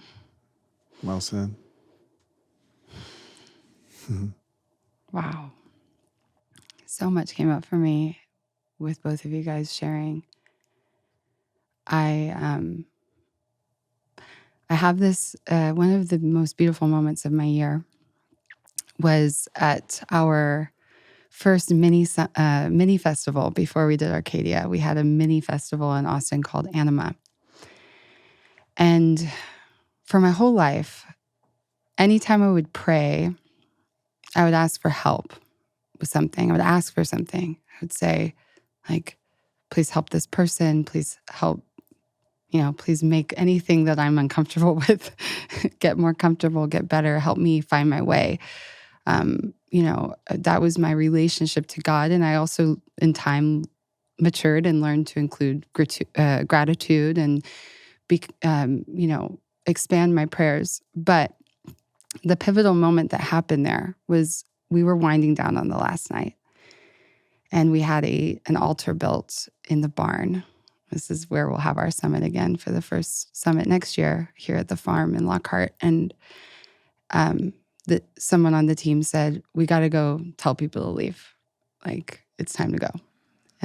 And Erick's great at this, and it really helps our event team out. He'll get on the mic and be like, talk to people until they leave. And there's a place for that for sure. But for some reason that night, I just felt like I trust them to leave. I trust them to leave. And so I went in and I just sat with them, and we talked about the weekend and we shared things, and we did a collective kind of prayer and toned with our voices. And then I said, I'm going to go to bed. I trust you guys to leave when you're ready. And I talked about radical trust and how I had this sense that when you trust people, they can suddenly be trusted. And you give the attunement to the field that's available there by your radical trust in your environment. It actually changes people. I believe that. I felt it. I saw it that night. I've seen it ever since. And after I shared about radical trust, one of the members came up to me, and on his egg, which we did egg prayers, which I guided that day, he'd written radical trust. He's now a member of our team, Matt Levine. I turned around to the altar and I kneeled to pray. And for the first time in my life, all that came out was, I'm going to help save the world. And I just said it to God. It just came through me. I feel so much energy in my body saying this because it felt like this year was the year that I arrived in that third song and the fourth song, which was that it suddenly feeling the magic of what we are participating in and cannot be extricated from came so vividly to life for me that it became my reason for everything that I do. And that called forth a new benevolent power in me that is responsibility to everything. That is, if I show up in love, in trust, I can actually change the frequency in a way that is propagated throughout all of humanity in due time. There's nothing that happens on the web of life that doesn't have a ripple effect that continues eternally. And I could feel that so wholly in my body. And that was a pivotal point for me where, I've started to notice like just the love that is actually there. And I think we forget the love that is actually there when we have so much access to information and news, and there are daily atrocities that break our hearts and annihilate our faith. And we cannot make sense of and justify, with the sense of God and love that we also know. But they outrage us because there's love for everyone. We wouldn't feel that fire in our bodies if the love wasn't there. So rather than having the attention fixated on the outrage, can we attune and reorient to the love that is the source of the outrage? Can we nurture that and celebrate it and talk about it and help people recognize that it's there? And when you reorient there and just one other person reorienting, we wake up to the fact that we are all connected and we do deeply care about one another. And we want this beautiful game that we are playing in to continue. And something that I feel like, in addition to just really feeling passionate about that right now, especially after my experiences this year, particularly in this community, particularly at Arcadia, where we threw this festival where it was like against all odds, all the money spent, all the disasters you can imagine, and it comes together and you're like, this is glorious. Like the faith, the restoration of the faith, and the beautiful anguish that allows faith to even be a thing, because we wouldn't even get to experience that if we weren't forgetting all the time that maybe it's totally, absolutely real and true. There's just such a rich, beautiful life experience that we get to have in this duality, and it's much more than duality in this full spectrum experience. But something I've been really wanting to help other people see at this point in my life, because I've gotten to this place in my life, is I'm almost 40 years old. I didn't have this aha moment in my body where it became about the rest of the rest of humanity and every plant and every animal and everything that will happen after my lifetime until, this year when I was 39 years old. And I hear a lot of people, in coaching experiences and in friendships that feel this, they're really lost for their dharma. They want to have a glory, this sense of a glorious role that feels like I've done, and we can see it in social media. That's another. Social media is also, this pumping machine for medicine too. Is like both. It's like how much can we generate on a mass scale. But setting that aside, it can create this crippling despair that feels like, oh, this person's doing this huge thing and they have this huge following and they're so successful and my dharma's got to look like that. Like when I'm in my dharma, it will be like that and it will have that many followers and et cetera, et cetera, et cetera. But from this place in my life, I can now look back on the perfection of my role at a given time at every step of my life's journey, and I see it in everyone doing their unique part. Somebody washing the windows, somebody doing the landscaping, somebody tending the electrical systems of our cities and stuff. And we need each other. And there is not really a role that is more glorious because they're all so essential. And that all is born of being in that, recognizing, like when you look at an ecosystem, and you have the soil and you have the bugs that nobody ever even sees that propagate the health of the soil and actually generate all of the life that bursts through the surface, and everything that ultimately becomes beauty in the flower or the giant oak tree that makes you stop and go, wow.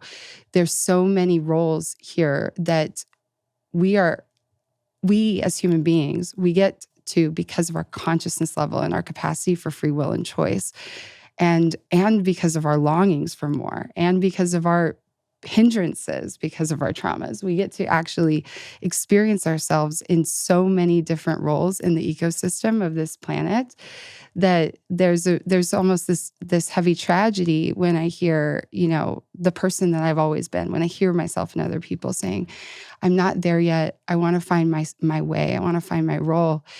And so many people get stuck in depression and even suicide and self-destruction because they feel that longing. And there needs to be, we need to exalt the ecosystem as a whole, with every role being essential, so people can celebrate the perfect way that they're serving in a given time with their particular set of skills and level of awareness at that moment, knowing that it's always evolving and that there's always more. To celebrate that and to trust. And I just want to say to everyone, like, keep going, keep living. Don't kill yourself. Don't give up, because one day the dawn of your life will happen and you'll suddenly realize how connected you are to everything and how perfect everything you did, and every time you hurt, and everyone you touched, and every smile you gave, even if it was in a coffee shop or at 5 o'clock in the morning on the casino floor, it all mattered. And it brought you there. And your life will be different from then on forever.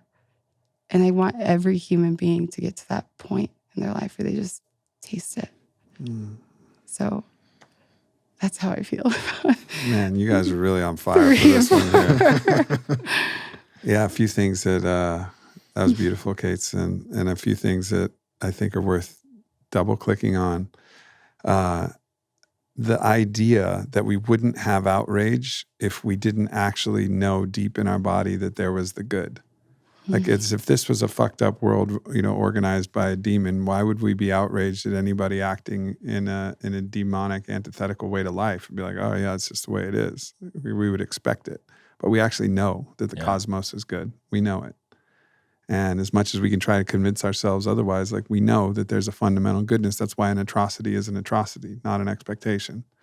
It's that we know that this is when something's not as it's supposed to be, we know it.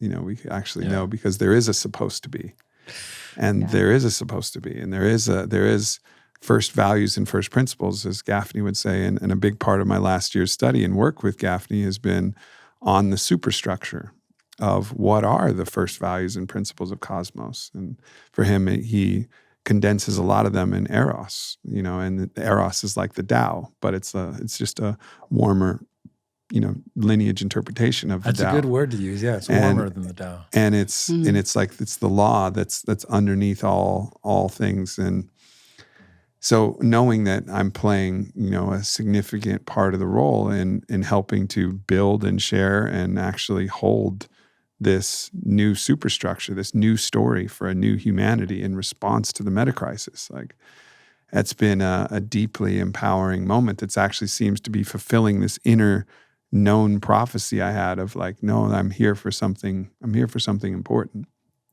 But as you're saying, Kate, everybody's here for something important. And we fall into a trap when we start to measure our importance. And this is one of the slippery slopes of social media, is everything is compared. You're comparing likes, and you're comparing comments, and you're comparing following, and you're comparing yourself at all times, which is then undervaluing, what you really are contributing. And imagine if every creature in the ecosystem, every creature in the jungle wanted to be a lion, and all of a sudden they had genie powers and they could all be lions, and that'd be fucked up. All the lions would start fighting each other. They'd start eating. The whole thing would devolve immediately. So there's deep wisdom in understanding that we're each playing our own sacred instrument, and to not try to measure the audibles of the instrument, because that's false. We're in the trap at that point. And social media, unfortunately, lays those traps for us in a very, tricky way, where it's kind of hijacking our song 2 feeling like this is my tribe, and it hijacks song 1 because our identity is wrapped up in our social media. So when our identity gets attacked, actually we feel the diminishment of ourself. If we post something and people come at us, like all of a sudden our own power meter like drops down, our life force vitality starts to drop down. And these are the traps that you can fall into. And I think also the impetus for, a move you make was like, fuck this, I'm done with it, and something that's been alive for me is to just really rethink about the social media itself as just an instrument.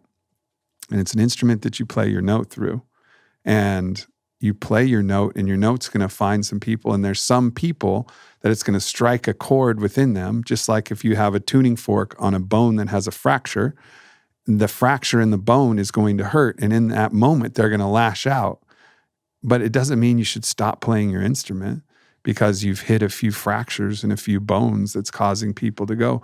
You're just playing your instrument. And if you know that the intention of you playing that instrument comes, that the breath that you're actually blowing into the flute of your social media is the breath of love. And it's okay if it makes people aware of what's hurting, and some of that attack comes back your way. And I think we're actually in a time now where I think all of us felt like if we said the wrong thing, like the whole world was going to collapse. And there was this kind of game that was being played where cancel culture, all of these different things felt like they could actually, and there are some places of leverage where it can actually hurt your ability to earn money. I understand that there are some real aspects of that. But ultimately, we can just play the instrument of who we are and just allow it to hit the pain points and receive that, and then train ourselves on how to respond in a different way. And you talked again about responsibility. And like, I think one of our key responsibilities, and this goes to what you were saying, Erick, one of our key responsibilities is to hone our response ability, right? Mm-hmm. Like our ability to respond when we're attacked, our ability to respond also when we're praised. Right. It's so easy to fall into another trap of inflation where we're taking the praise and adulation and then allowing ourselves to have this inflated idea of who we are. And then, with the rise comes the fall, of course, as soon as we subject ourselves. And that's when we're getting played by social media rather than playing the instrument. The instrument's actually playing us, and it's blowing, that hot air back into our body rather than us just blowing through it. And I think that's been something that's been really kind of healing for me, to just understand, like, no, my job is to play the instrument, play it with love, and play it with truth. And there's going to be attempts to blow air and poison darts back through the backflow of the flute, but it's my choice as to whether I allow that to be there. Yeah. If I just take my mouth off the flute and just let it pass right by me, and just play my note, and then retire from that moment.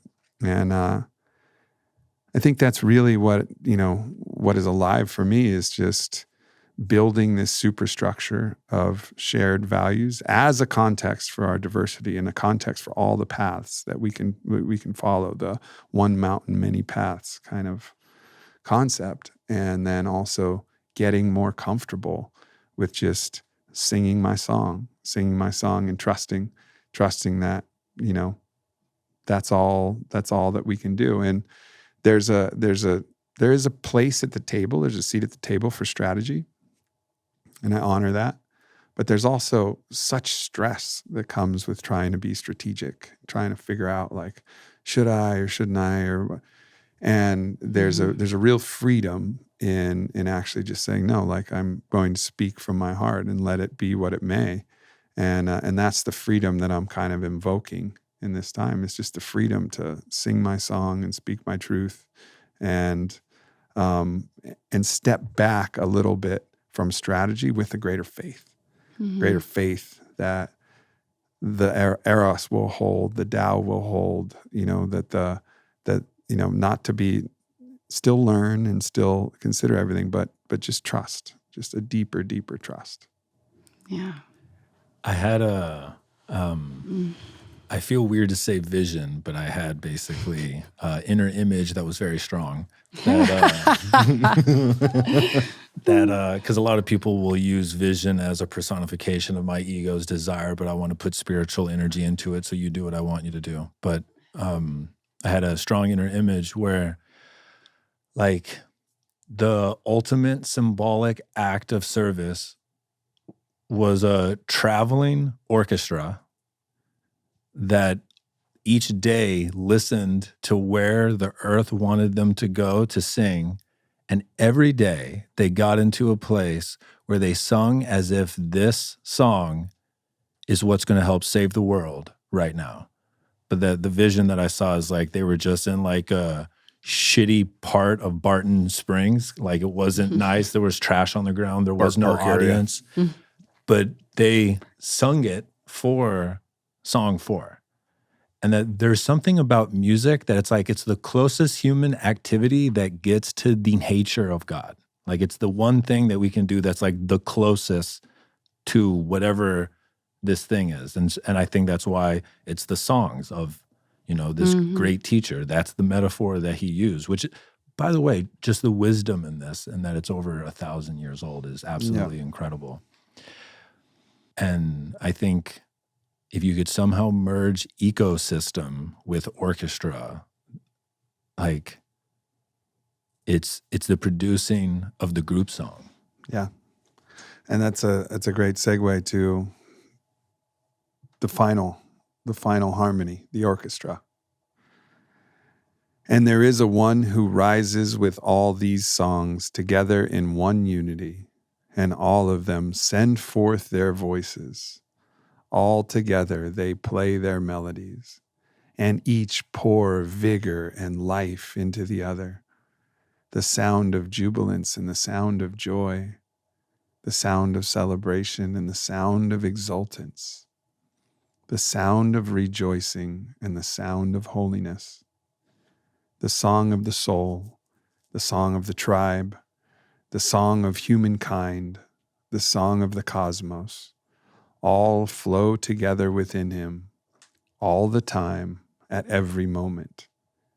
And this completeness, in its fullness, rises to become the song of holiness. A simple song, a double song, a threefold song, a fourfold song. The song of the songs of Solomon, to the King to whom wholeness belongs. Along with the King. Long live the king and long live Long the live queen. Queen. And it all circles back. And Yeah. the journey is an infinite spiral Wholeness. of singing all the songs together and all of these songs together. Then here we are at the end, informing a little bit more about the first song, about the inner king and the inner queen, about Dragonheart, and then every path along the spiral, every time we circle a little bit more. And this is evolution. 100%. And that's what we're here for, to be on the bleeding edge of the evolution of ourselves, of our tribe, of humankind, of the cosmos. And I'm just, it's one of my life's great honors to be able to serve through Fit for Service and through our life in totality with all of you, and to call you guys my family. Hallelujah. Hallelujah. Hallelujah, indeed. Yeah. And, for those of you who are listening and want to be a part of this journey with us, it's a year-long program this coming year. And just trust yourself, go to the applications at fitforservice.com, share your heart, and trust your guidance. And we trust you. Mm-hmm. We trust you to listen to the voices inside, listen to the lehisha, the whisper. And if that whisper says, give this a look, then please do, because we'd love to see you. And also, just so everybody knows, like, if you listen to it and you're like, wrong whisper, it was the wrong thing. Like, you can come and learn from us for 3 months and come to our, event in Austin and experience the tribe, experience all of us, experience all the amazing coaches and teachers that we have that we're bringing in, which are fucking unbelievable next year. I mean, Peter Crone and John Churchill and, It only gets everybody, better. Layla Martin and Kelly Brogan and Makad, and it's like, and Matthias DeStefano and Robert Edward Grant, and like so many fucking unbelievable humans that are coming through this. And, but if you're not into it, then we'll just give you all your money back and send you away with love, not with rancor or with bitterness. This is, And the reason we offer that is that there are people who have the whisper, who know they're meant to come, and they have weird stories about money, and they're afraid. And it's like, we made that for you guys. yeah, we're not trying to like trick you. Radical trust, baby. Yeah, that's it. So It works. yeah, it's going to be a hell of a year. It's going to be a hell of a year. It's been a hell of a year, and it's going to keep being a hell of a year. And every year after that's going to be a hell of a year. Best year ever. Best year ever. Every year. Hallelujah. The ascending spiral. Yeah. We're dancing on it. Yeah. Yeah. This feels like this will be the convergence. Like, we've been through 4 years of this program now. It's kind of like a graduation and synthesis of what is the best of everything that we've done, knowing it's going to get better. And that's what we're bringing to this year. And I love this community so much. I just got to say, anyone who's worked with me knows how much I wholeheartedly love. And I'm just really genuinely excited to see who shows up and who we. Yeah, it's one of the most connect exciting with. parts. It's like first day of school energy. That first call, we're all looking on it and we're like, oh, wow. And then the first time we get together in person, and because, we all have like part of our own ohana that have come through Fit for Service. Yeah. I mean, people in this room now who are behind the cameras and behind the scenes who've come through Fit for Service, people who are over at our house and doing ceremony, and people we link with all over the world. And it's the network interweaves itself in us and them, and the connections that everybody's formed. It's just it's a beautiful thing, and when even sometimes it's like, does it make sense from a allocation of resources and the income? Obviously, we went into a donation model, and it was a highly monetarily disadvantageous venture last year. As a business, we lost quite a bit of money, but there was no hesitation. It was like, was it worth it? Fuck yeah, it was worth it. Are we going to keep going? Are we going to keep going? Yeah. Like, it's not a question. We really believe in this. We believe that the ability to actually build the self, the tribe, and then the orientation towards all humanity and all the cosmos is essential for this new story. And this is the place where we actually get to practice it. and get to share these practices so it can ripple out into all the fractals of everybody doing that with their own communities. Yeah. That's the game. Faith serves to get you to that point in which you know. And I feel like these past few years has been the whispers of knowing and the promise of faith. And now we know. Yeah. No faith needed.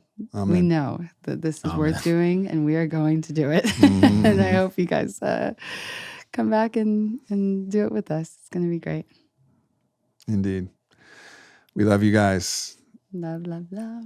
Thanks for tuning into this video. Make sure you hit subscribe. Follow me at Aubrey Marcus. Check out the Aubrey Marcus podcast, available everywhere. And leave a comment. Let me know if this video resonated or what else you would like to hear from me in the future. Thank you so much.